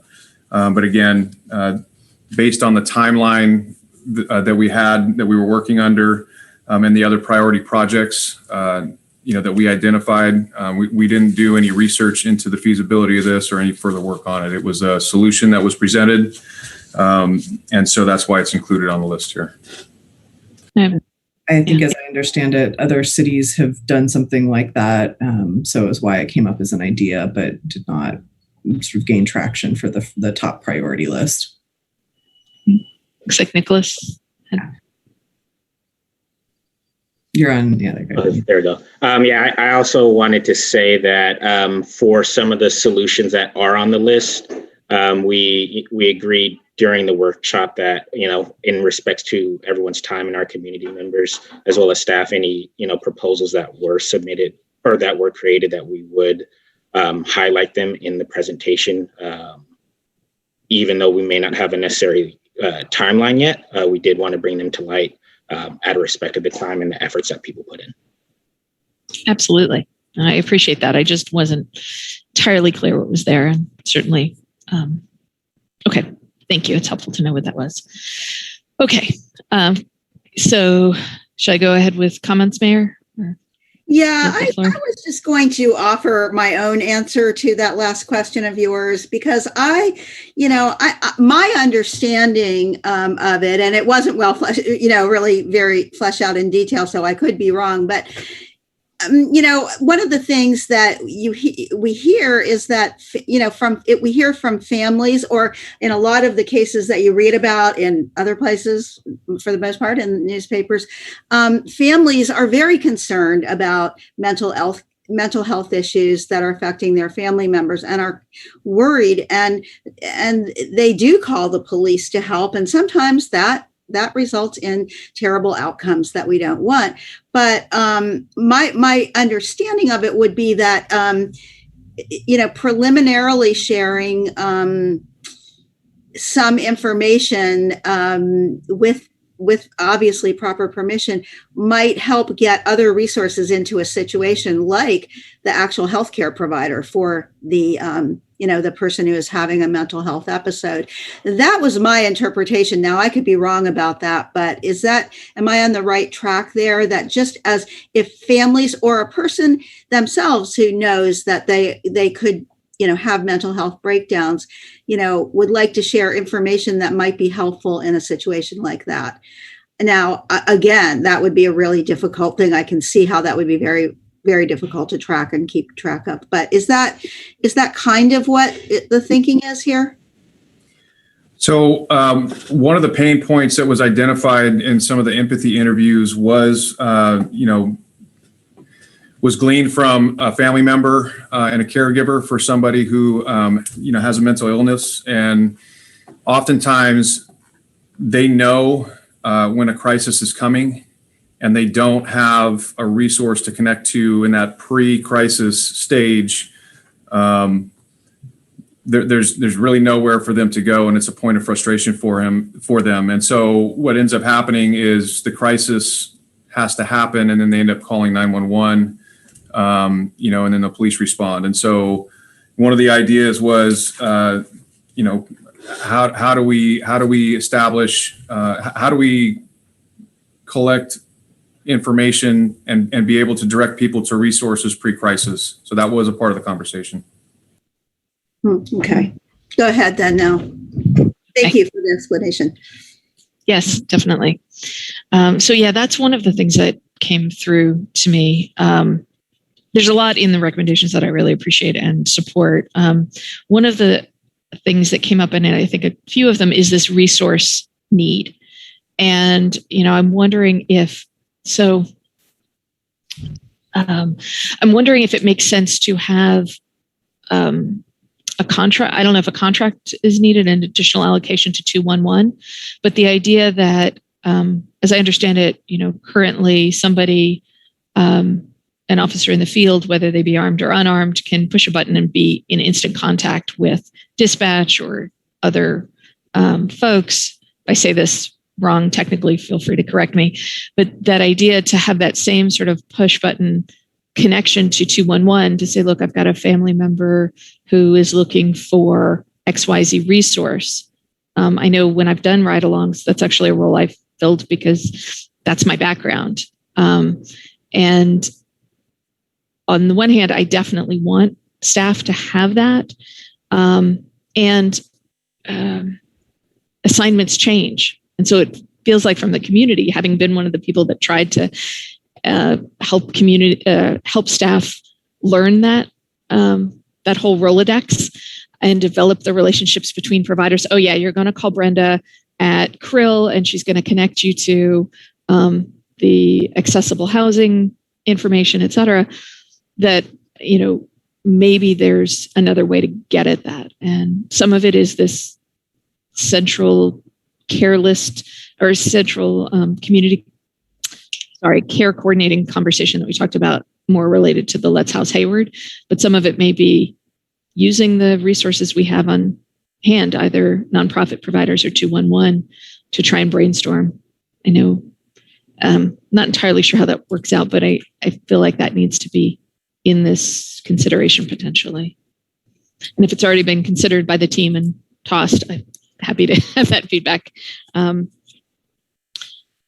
then, certainly the mobile health response team is a top priority. In thinking about funding, I've been thinking about I know we have a lot of vacancies in PD, and I know there's a number of those that we really need to fill for everybody's safety, support, being able to free up staff to go to training, to have somebody to respond. And I'm really, the more in-depth conversation perhaps for this committee is how it seems to me we've been trying to recruit for years. And so if we're continuing to recruit, but realizing that those positions, even if we found somebody today, they're probably not going to be on staff for a year, can we use that salary savings to really, hopefully quickly hire up the community service officers and the mental health team?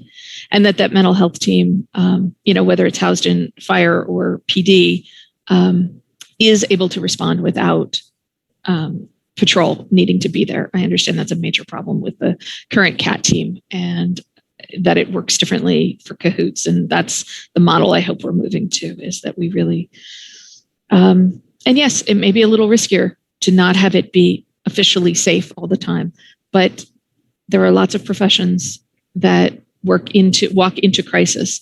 And I think it is time we have that opportunity. Councilmember Lamnon, you actually, yeah. So that is one of our, will be probably one of our key recommendations when we come back on the May 18th work session, is leveraging some of the vacancy savings, recognizing the sort of ongoing vacancies that have occurred in PD over the years. And the chief and I have been talking about that. So is sort of leveraging some of the savings from that to fund the pilot programs. So that is perfect. Will be one of the recommendations that comes on May 18th. I appreciate that, because I don't think it necessarily needs to be a ton of new funding to get some of this done, especially on a pilot basis. Zachariah wanted to add something to that answer. Yeah, if you don't mind.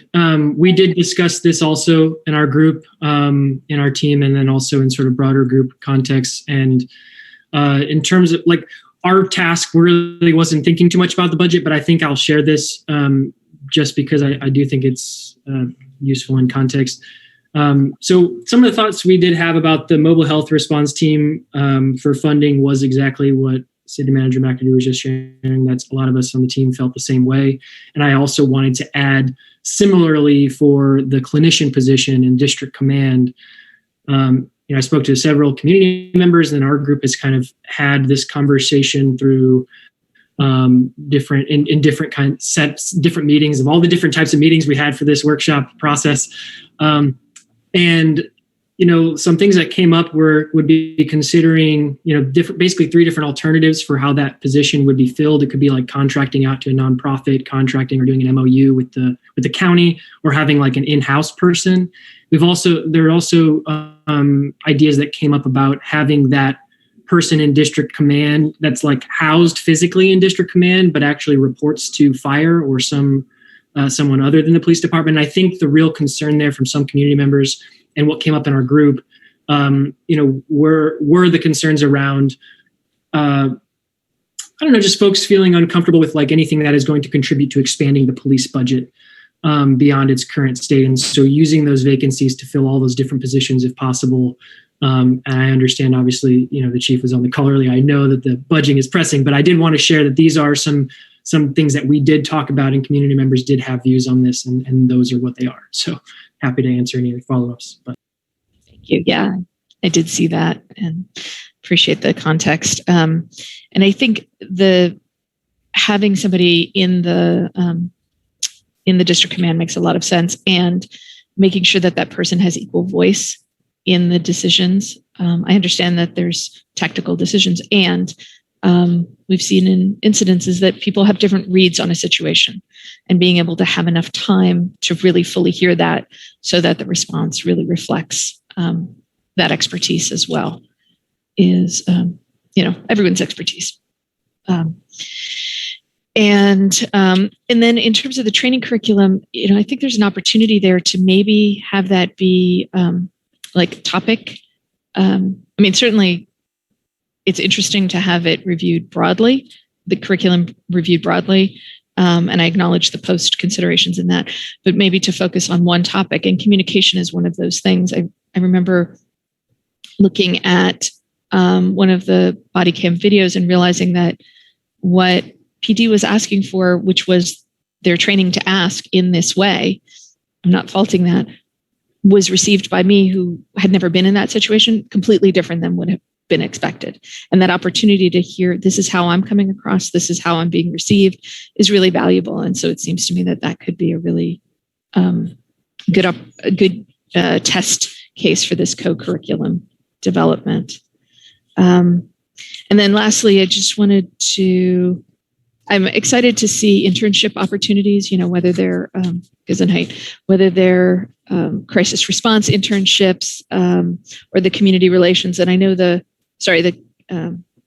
social media internships. I know that one's considered for a little bit later down the line, but I wanted to throw out there that I'm already working with Pilot City regarding kind of a city communications thing. We already have a place for that. And so I'll send more details to the city manager, but there may be a way to get some of that happening where they're already recruiting some interns it's one of those great minds think alike kind of moment that I had started to develop, and maybe it might make sense to pivot this to help support that if there's staff capacity to work together on that. So yeah, we're happy to explore that further. So just send along. Yeah, I'll talk further about that. Okay, I probably have many more things to say, but I will yield the floor. Thank you so much. It's a big subject, I know, but we'll go to Councilmember Wahab. Thank you, Mayor. I appreciate some of the questions, some of the comments as well.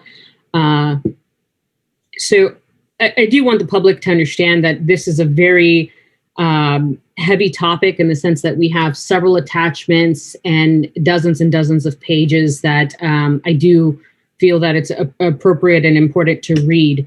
Obviously, we are not focused on every single item, but I think it's a disservice if we are to speed this process up without thinking further as to how is this going to affect folks. I do have a couple questions if our city manager or chief or captain would like to address. In the last 12 months, how many officer-involved shootings has occurred in Hayward? In the last 12 months, we have had 4, I believe. Okay. And then was the budget books ever open for this innovation group to look at or discuss? I'd have to look to the team leads. I mean, they were never closed. So I think if people wanted, I know that some of the teams did have empathy interview conversations with finance staff and police department budget staff about a variety of things. I think each individual team looked at those questions differently. I'll let Dustin and Monica respond. Yeah, I won't speak to what took place in the engagement necessarily, but our budget is online 24/7. Folks are able to go onto our website, not just to see the city's budget, but also through the transparency portal. They can dig into things down to nearly the transaction level for all departments, not just PD, but it's available 24/7. Okay. And Monica Davis, did you? Monica. I was just going to add, in coaching the team e-resource allocation, there are several requests for additional information. And so staff, the coordinating team, put together and pulled a lot of that detail and shared that with the team. Okay. And primarily, the reason why I bring this up is because this was one of the things that obviously the whole purpose of, lean innovation and talking about police budget. I do want to state high level that one, I really do appreciate everybody working on this. I know it's been weeks and hours and hours and hours of people's time dedicated to kind of talking about this, not only our commissioners, but our staff, PD, fire, and just, even all of the empathy interviews. Obviously somebody had to want to talk and discuss and share their story, if you will. So I do appreciate the collaborative spirit of this. I think it's incredibly important. Now, I'm going to highlight a couple of my concerns first. Just again, very high level. I am very concerned about the registry, the mental health registry. That is a concern that I have primarily because HIPAA laws are incredibly vital and important. I work with HIPAA laws and public health information on a regular basis. I do not think that we are adequately trained or have the capacity to really do that at this point in time. So I do just want to highlight that. I also don't want to further stigmatize anybody that has a mental health concern or feel that they have to register with, law enforcement or public safety individually. So I personally will be very cautious and most likely opposed to anything like that. Part two is that the district command unit, which I have had, some time and spent with, I actually really, I've talked about this publicly as well. I do enjoy the work that they do. I think that they are a great team. But when we talk about policy, it is not about the individual members and the trust we build. It is about institutionalizing the trust and the process and the procedure and overall the policy for teams. So I just want to highlight that. The district command unit will still be in play. I understand a lot of people want to take certain things out in regards to the police department. They still answer domestic violence calls. They still answer, I hate to say it, hostage negotiation situations and things like that. So I am supportive of a clinician being a part of their team. However, I would also like for that clinician, again, to be reporting to fire and eventually, hopefully, a true mental health program that we as a city back and sponsor. So I do want to just highlight that. The other thing is that I do like I think we truly need a call analysis. Our police department handles roughly about 39% of the calls. The other calls go to different areas of our city departments. And I do want to understand more in depth the types of calls that come in, the types of responses. Obviously, when people call in, they don't always know, it's a Mr. John Smith out there yelling at his neighbor who's named, Jane Smith or so forth. Sometimes it's just random strangers. Hey, I'm seeing a guy, he's acting erratic, so forth and so forth. So I do want to give, a little leeway to our call center, but if we are able to train up individuals to be able to ask one or two questions at the very beginning, do you think that this is a mental health situation, somebody's emotionally out there, or whatever the case may be, as well as fully staff up our call center. Our call center are working overtime ridiculously. They are working, even with COVID and everything like that, they are completely understaffed. And I do want to highlight that as a significant concern. I also want to address something that's not here. At least I did not read it in any of the things that I went through. I would like for a whistleblower hotline that actually protects officers that do want to report in things that they have problems with, that does not go to HPD, but maybe our city manager, city attorney, and HR department.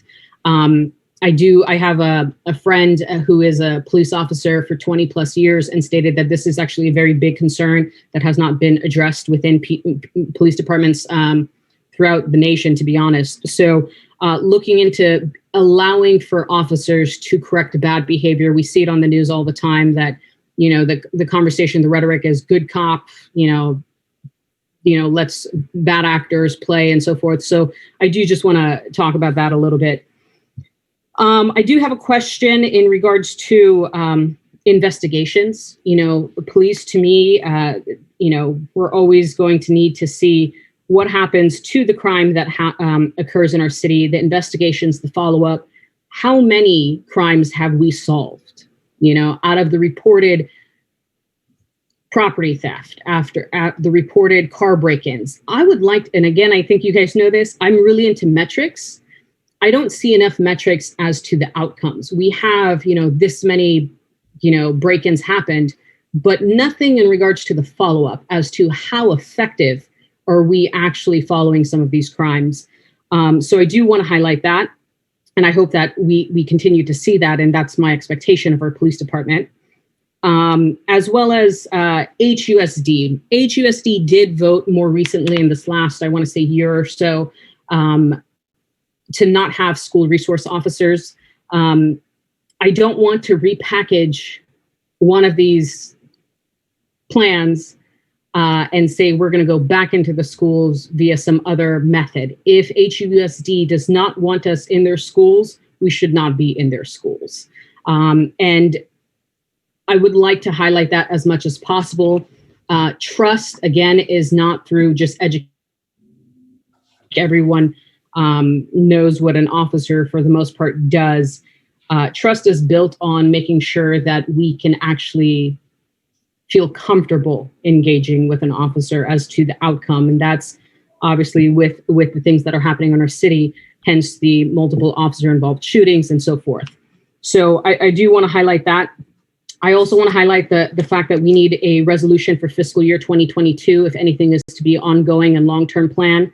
I know I've stated that in our last budget meeting. And when we talk about resources, community resources and city resources, I have asked multiple times for our community to do an inventory of the nonprofits we have in our city, the organizations we have, the clubs, whether it's the Rotary, the Kiwis, you name it, and seeing how we can actually engage a full-scale citywide model to provide opportunities, internships, and whatever else for our youth. I don't think that we do that enough. And like I said, the fact that we have 5 mosques in the city of Hayward and I still have to provide the phone numbers to the mosques is concerning for me. The city overall, the residents have stated in their survey that they do desire for more than public safety, such as mental health services and emergency services and so forth, as well as a distribution of funds to support housing and other community services. And I'm fully supportive of that. I do want to highlight that I want to minimize the police department's interaction with community that doesn't relate to crime or investigations. I think that we've put way too much on our police department to do everything that they can. And granted, it is the largest department in our city, and governments, when we have lower income, we make people do more work, and it's really not fair to them. They have consistently stated, even in the survey that they filled out themselves, that they are not interested in doing homeless related issues and addressing those things, as well as mental health. So I really want to see that completely removed. And we do need to fund community needs. And I hate to say it like this, and I'm just going to say it. Our biggest concern here that is not at all addressed is we need to ensure that HPD doesn't shoot and kill anyone. That is the big elephant in the room. I know it's uncomfortable for a lot of people to discuss very openly and actively, but that is the main purpose of the concern around PD. And it's not to say that, we understand that PD has split-second decisions. We understand that things that happen in other cities do affect the rhetoric and the political will of residents in our city, but also the fact that we also have to admit that we have some problems. So I really want to highlight this as a main area that we need to also focus on, because none of these policies, none of them that we have right in front of us, none of these plans address that. So I just want to highlight that.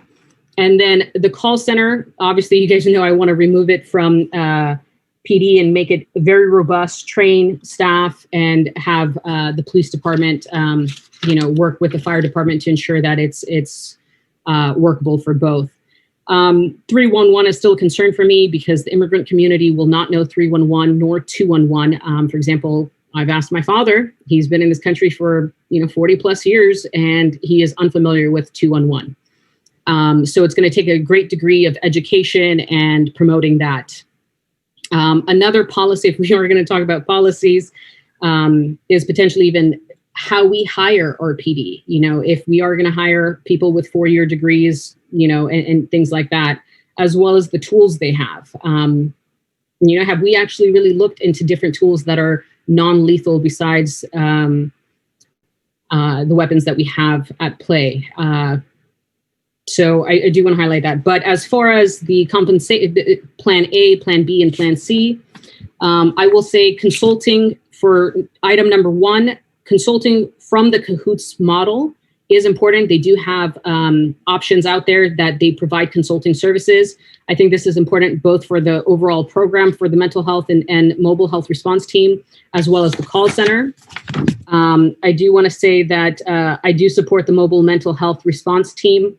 I want it fleshed out. I want it Hayward specific 24/7.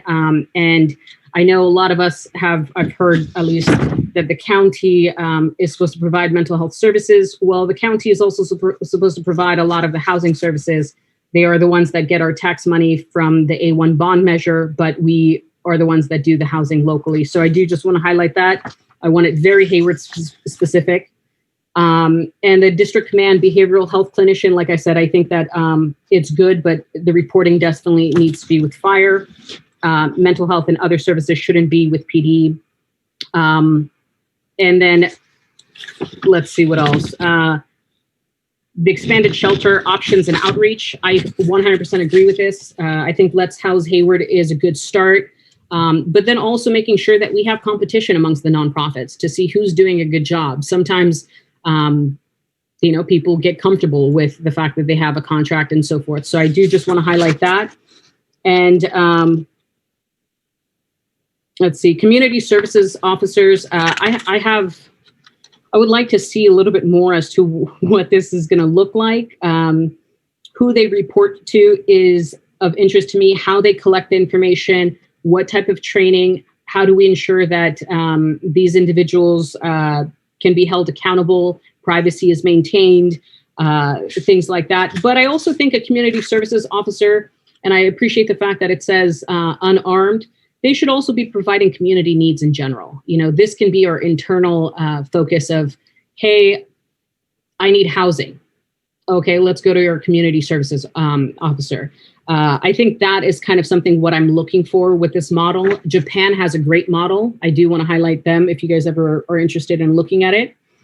And then as far as the social media team, I'm not looking to invest in social media, to be honest with you. I think that this was not something I'd like to do. I think that the HUSD workshops and all of those things are really unnecessary. We do have our public information officer, and when we announce certain services and so forth, it can be on the regular city website. We don't need to join TikTok if need be and things like that. I think that's a little bit of a waste of time and effort. I also want to highlight that for, I guess, Team D, again, we need to also ask, just in regards to some of the budget pieces that you guys had in regards to how the money is going to be allocated. It wasn't necessarily clear as to the $0. Are they coming out strictly from HPD? Because, for example, CSO, response to property crimes, is $0. You know, people don't work for free. So I kind of want to know how that's going to be allocated. Expand shelter options and outreach, $0. So on the community services officers, those are already classifications that are housed within the police department. So I think it's, at least my understanding is, it's adding additional duties or changing responsibilities or duties for those existing positions, which is why there's no additional. And if we are going to have kind of more of a vetted mental health program within fire, which of course we have the Tiburcio Vasquez Center, we already have a partnership with them. We have the first firehouse clinic in the nation. I do want to highlight that this is completely within their realm. And if we are to continue moving forward, that it be a robust program and eventually all mental health be removed from that, or from a PD at least, and a better partnership as to what are we doing in regards to community needs. Again, I also just want to highlight that I'm not a big fan of the youth commission and kind of the cap. It's not public, it's not transparent, it's not held to the Brown Act. I think it was a little bit defunct to me. It's not serving its purpose. We can't even see the accountability of what was discussed and so forth. So I do just want to highlight that, as well as the, I saw something that says, this is a extremely future item, paying our low income individuals, giving them some type of fee or service. Are we looking at a universal basic income project, or what is that? I think that was the concept behind that particular recommendation. It wasn't recommended at this time. I know the staff teams have been looking at a variety of different programs around this, and potentially as an alternative to kind of a universal basic income, maybe also looking at sort of targeted down payment assistance to those communities that were unable to buy homes in Hayward due to redlining and other, federal and local policies. So I think staff is, as part of our GARE efforts, has been looking at those types of items, but not bringing it back as in relation to public safety or policing right at this particular moment. Okay, and because those efforts are technically underway regardless, since we have been talking about that on the Homeless and Housing Task Force, as well as the citywide, some of the plans that we've discussed, I kind of don't want to conflate the two projects, and it's very different for what we're doing. So I do just want to highlight that. I also want to ensure that, I saw a lot of volunteering. I think that I have concerns about this because I do not want the Junior Giants program, every officer that's working on that program is paid. So it's not truly volunteering. So I just want to highlight that. I'm not necessarily a fan of that particular model. And then I primarily just wanted to highlight this. And I know it's not discussed in this, but primarily, I'd like to see our library fully funded and a core resource promoted for all residents, for discussions to happen, for whether workshops are happening, whether, tutoring, internship programs, everything that was listed in regards to the community relationship piece, I actually think should be housed within our library. We're not doing enough around our library and making that a staple of our city. And I think a lot of these were great ideas from the different teams, but it should be completely removed and put into the library, whether that's job placement, whether that's internships, whether that's you name it. That's kind of the vision I have for the city of Hayward, that our library and our library director is a phenomenal lady who has been doing a lot even around COVID. So again, I just want to highlight that particular piece as much as possible. And then the final section, I guess, if you will, the I know you guys included all the ideas, even some of the ideas that weren't necessarily talked about today in this presentation. I just want more details. I don't think, I think this was a good, start, but it's not enough for me to really fully decide that, yes, let's go with this program versus this program. I think the first 4 programs I was really, really thrilled with. Again, have some questions about some of the details of it, but overall, I think that this was a very good program start, if you will. So those are kind of my comments for now. Again, I really do appreciate this. I do appreciate the activists that have called, emailed, texted, and so much more. I know that this has been kind of a long process, but that kind of actually brings me up to the Hayward Concerned Citizens letter that they sent in that was part of this. There's a lot of agreement, and that's what I really want to focus on. The agreements that, people had were important. For example, the health clinician, yes, of course. In regards to, it clearly states that, on the last part of the page, it says something like, would prefer a focus on addressing affordable housing and the unhoused. We 100% agree with that. And partnerships with mental health and socially appropriate oversight. There's a lot there that I think we can definitely agree to, as well as the Hayward Community Coalition.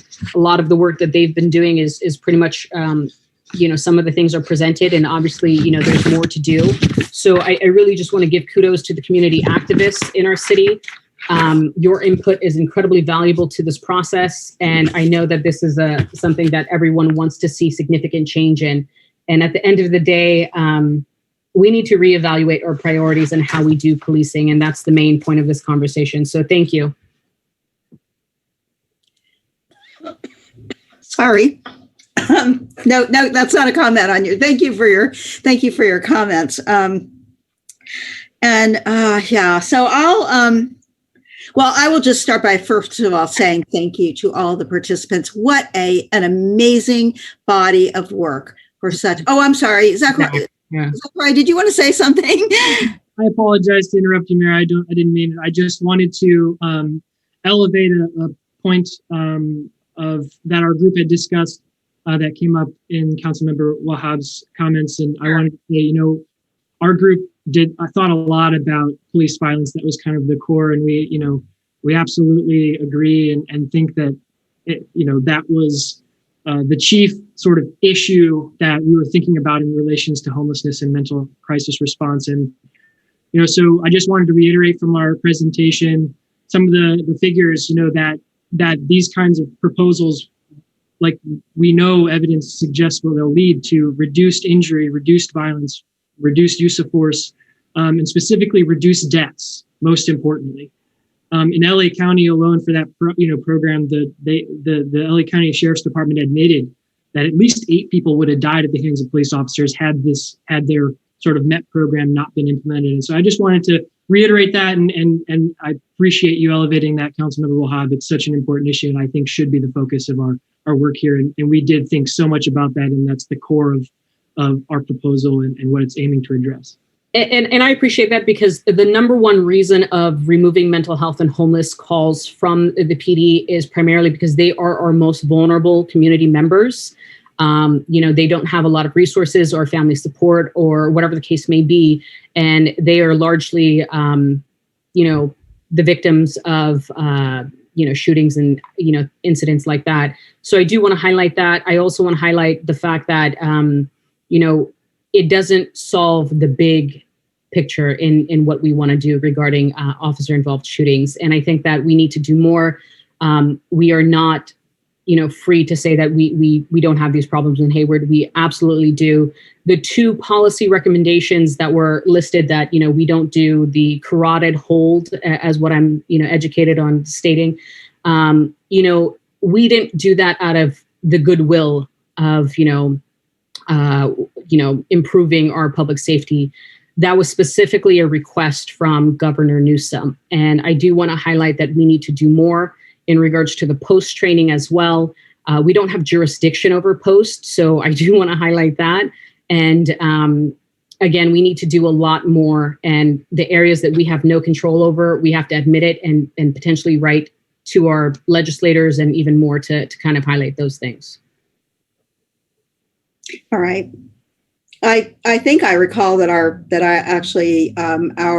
police chief did end that practice prior to Governor Newsom making his edict, but we don't have to. I overall, based in regards to those last comments by Mr. Okenda and you, that I do think a lot of. I think that this body of work very much reflects and very much relates to trying to reduce officer-involved shootings. I mean, because they come from situations in some, not all cases, but in some, they have come from in terms of people experiencing mental health issues. And so I think that this all does fit together and relate very much to that issue. It is clearly an officer-involved actually not shooting, but there have been in Hayward, it was an officer-involved shooting. I think that has really prompted long before the George Floyd case, that prompted us to need to do what we're doing right now and really look into how we're doing police and what the issues and what the role of mental health plays in all of that. And it, of course, was the August Gonzalez case, which was tragic and certainly involved a serious mental health issue. And had we had some of the things in place that we're talking about here, may well have been prevented. And so this conversation is taking place in the aftermath of that, and in a time in our country where things did explode, and justifiably so, because of what we saw on the part of the treatment of George Floyd and the actions of Officer Chauvin in Minneapolis. We are not Minneapolis, and I am very convinced that we do not have people on our police force that have that kind of an attitude. And if we do, they need to be off of our police force. And I think that will happen in the context of the leadership that we have right now in our force, and it really have had. But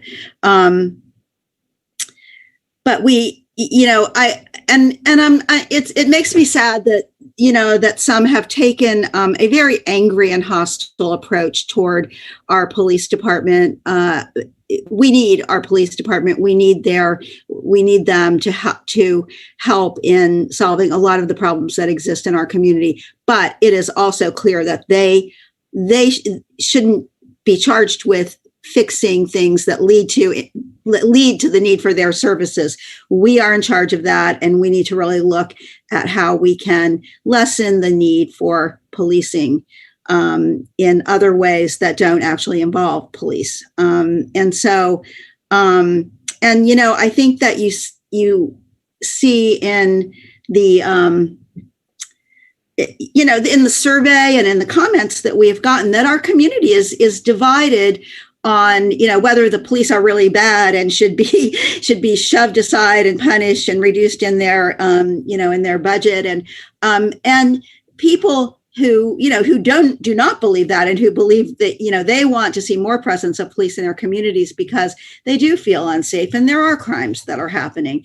But I also believe that the majority of our community supports what we're trying to do here and does not want to see the kinds of things that we have seen, here and other places that we regret having happen. So I think the community is behind the effort, but I don't think it means they want to really marginalize the police. We need them as partners.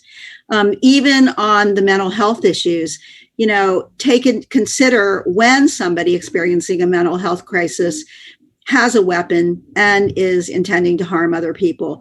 Those are incidences that the police are going to have to be involved in, but that may be better diffused and have better results without injury or death if we involve mental health people. And so I think that's the overall thrust of what we're looking at in these recommendations. And I think that is a good direction to go. And I would just point out that just this morning in the San Francisco Chronicle, I actually still get delivered and read the real newspaper that comes out in paper. But I know a lot of you do read this paper too. And this morning, a headline on the Bay Area section was Justice Department blasts mental health care. And this is specifically directed to Alameda County, institutionalizing patients and inmates. It has to do with the treatment of mental health in our jail, Santa Rita Jail, primarily. And I'm not going to get into, how the justification for such action by the Federal Department of Justice. But we all have known for a long time that mental health services aren't working well in our county. And I can say that a lot of us, I know the city manager and I, through work with the mayor's group, are trying to work with county officials to improve that. But this article this morning just was, a real eye-opener about this has gotten to the point where the federal government's, the Department of Justice's attention is on it. So I'm digressing a little bit. I think overall, when you get into the issue of mental health and dealing with it, it does then start to involve medical health. Mental health is part of overall medical health services, and HIPAA, the Federal Privacy Act about medical information, does come into play. And so those are issues we will definitely have to deal with in addressing, in implementing some of these solutions to make sure that people's health information is protected. And I'm sure that the fire department already deals with that extensively. And so that's a good resource for that. We very much are going to need to partner with the county, the state, and the federal role in really getting these solutions to work and in some cases getting them funded.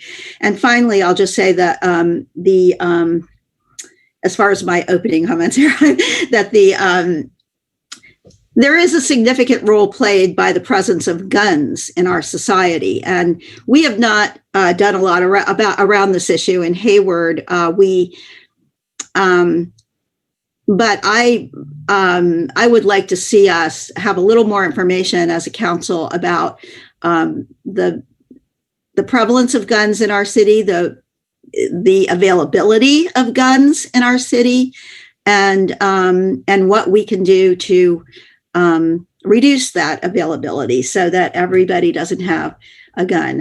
And this also, I think, can contribute to officer-involved shootings when, police officers who are called to scenes know that many people in our community have, very serious arms that, they can use, and they are out there. So, those are some of my overriding concerns, but I will say that I really liked a lot of what I saw in here. And I do very much thank all of the participants for the hours that you spent doing this.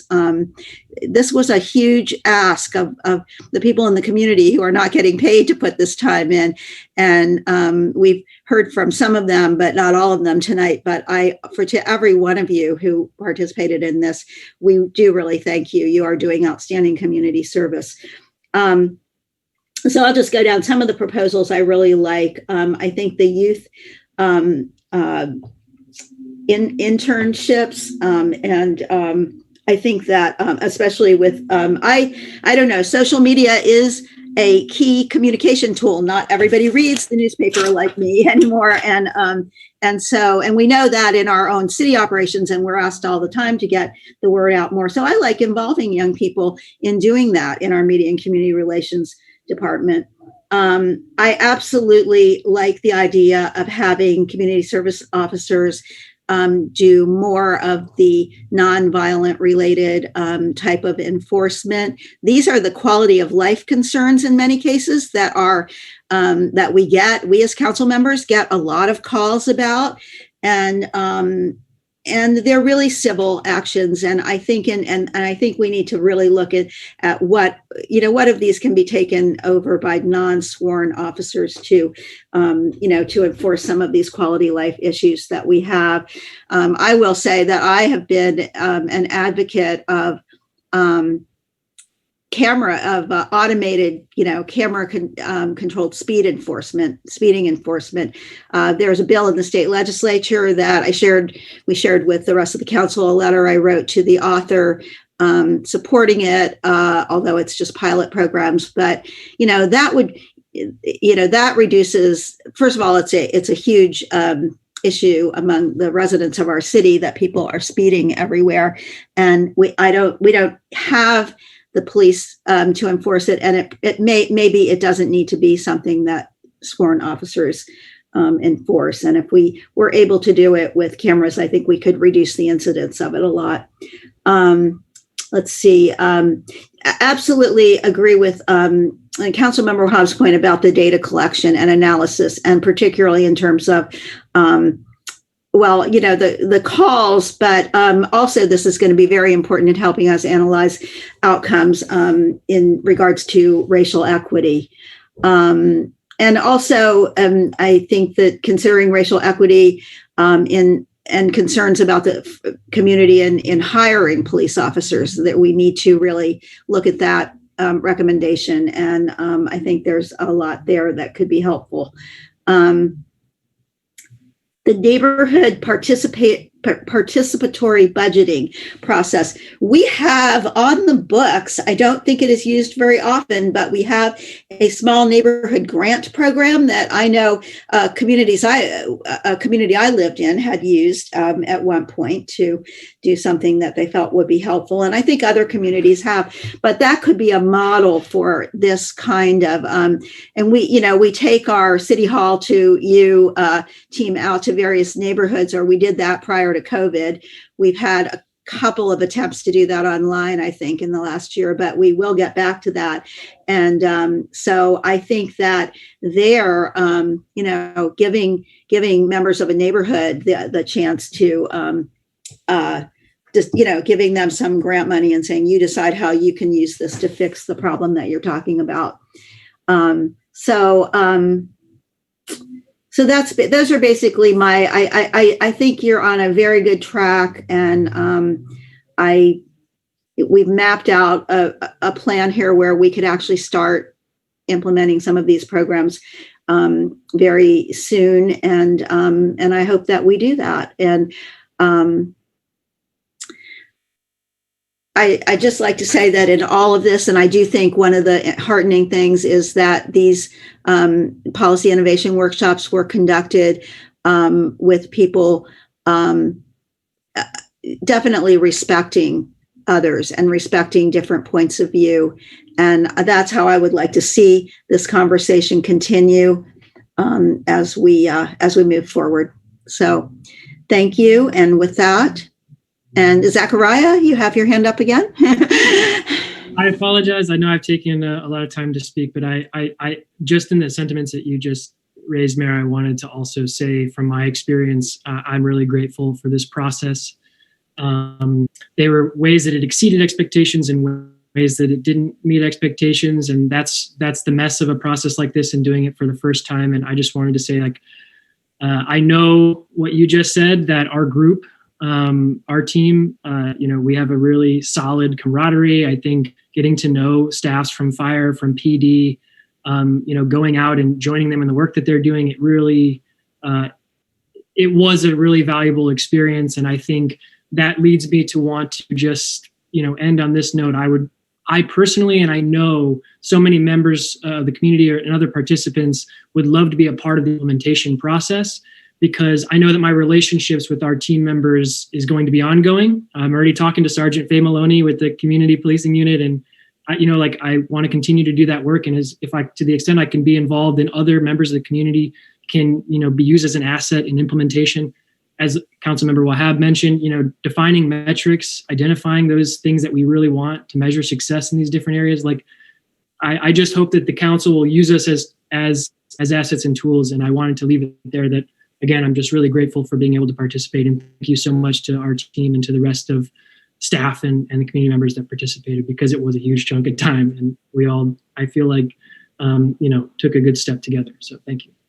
And that's what it's going to take, a continuing effort. But we have the people in our community who are ready to step up and do that. I truly believe we have a very compassionate community. And I have a lot of faith that if we give people a way to contribute in a really positive way and can show that the outcome is going to be, that we're likely to get good outcomes, that people will invest in participating in helping others in this community. I think Chief Chaplain, did you want to say something? I do, just real fast. And I've been uncharacteristically silent. And first I want to start off by saying, I think someone said earlier that they didn't hear a solution to the problem of police shootings. I think all of it is part of the bigger equation for stopping some of the police shootings and intervening in some of the situations that create them in the first place.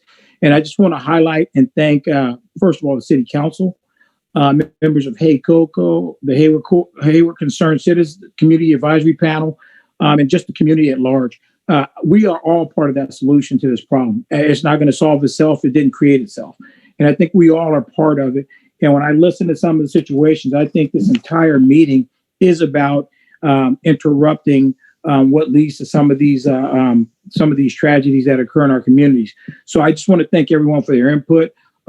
Whether you pro or con the police department, I think we need to look at and listen to all perspectives, because I think the answer lies in all members of our community coming together and sitting down and hashing these things out.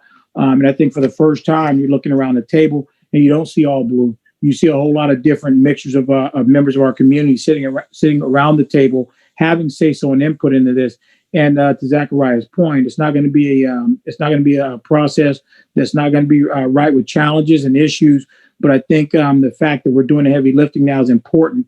And you were right earlier when you said it, Madam Mayor, that we moved before the state moved on banning the carotid restraint and some other things. And we're going to continue to innovate in Hayward and try to get to a place where we're not falling behind in things that are going to be indicative of positive change and good change in the city.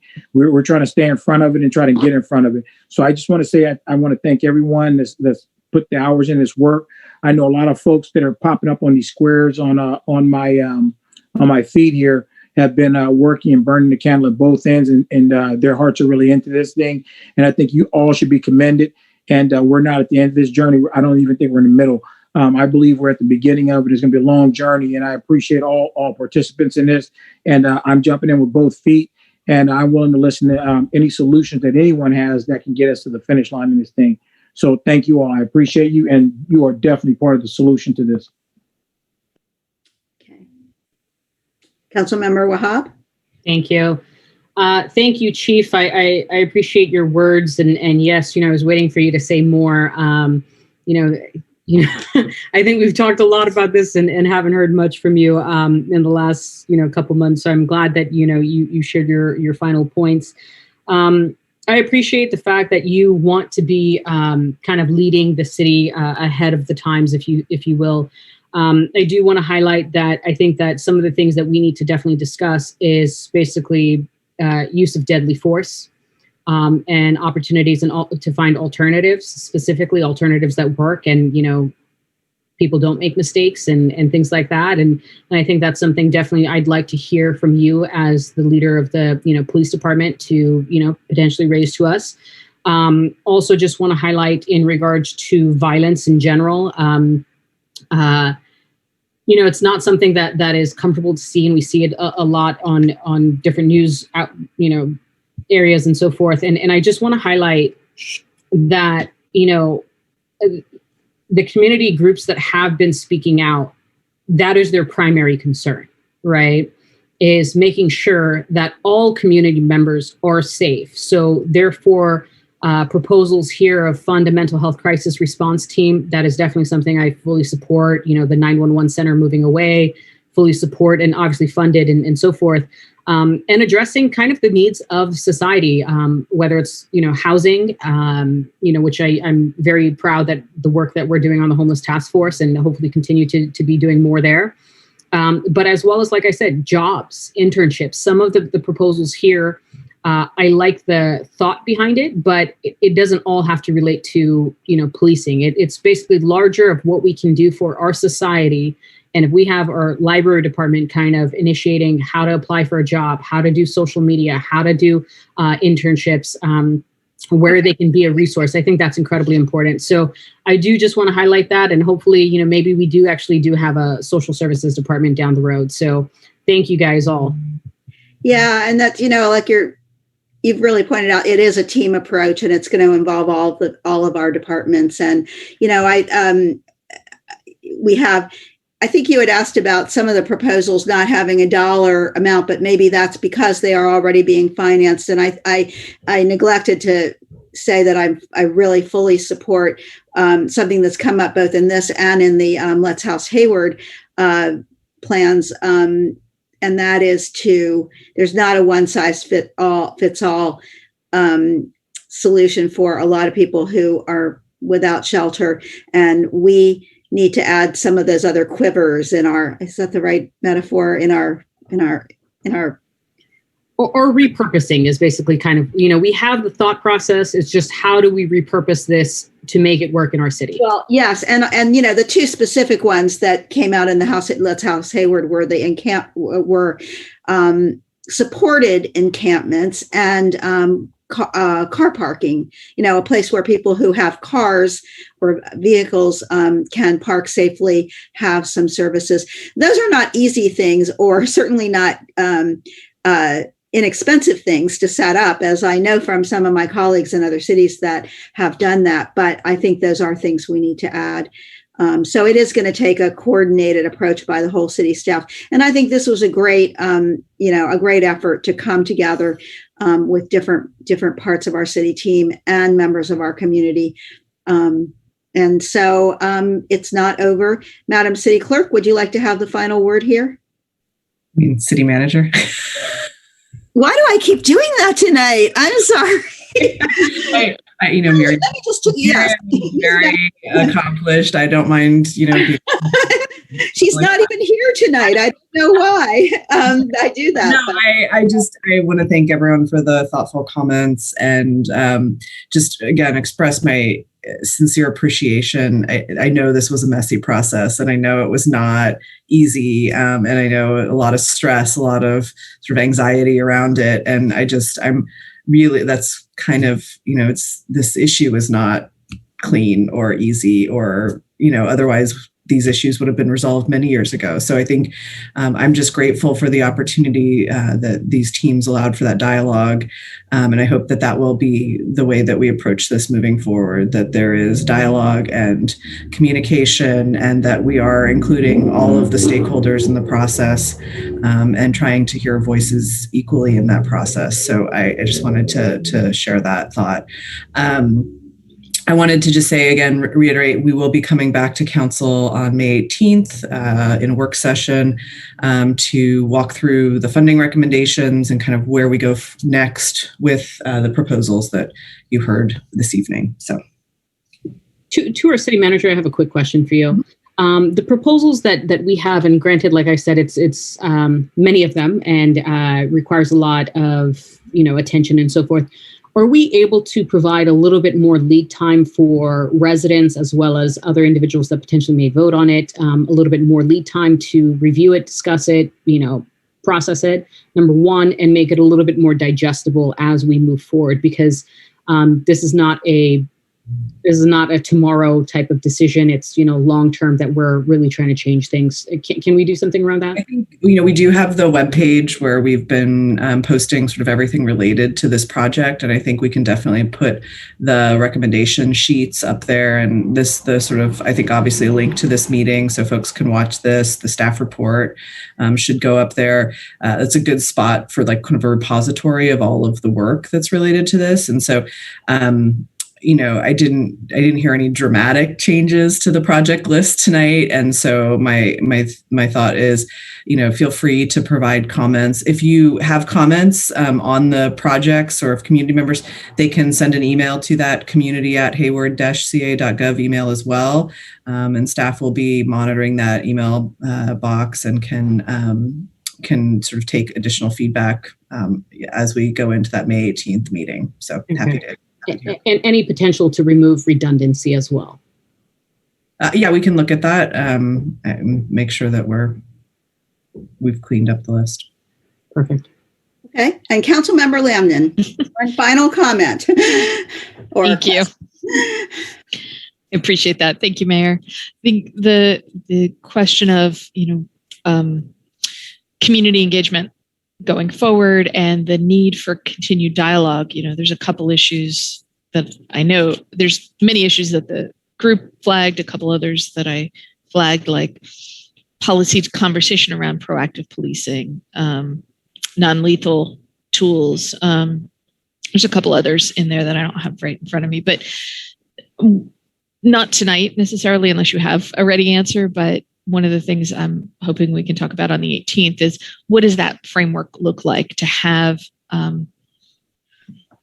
a discussion space for the collaborative conversations that have been raised by a number of people tonight about these deeper policy issues that we need to get to.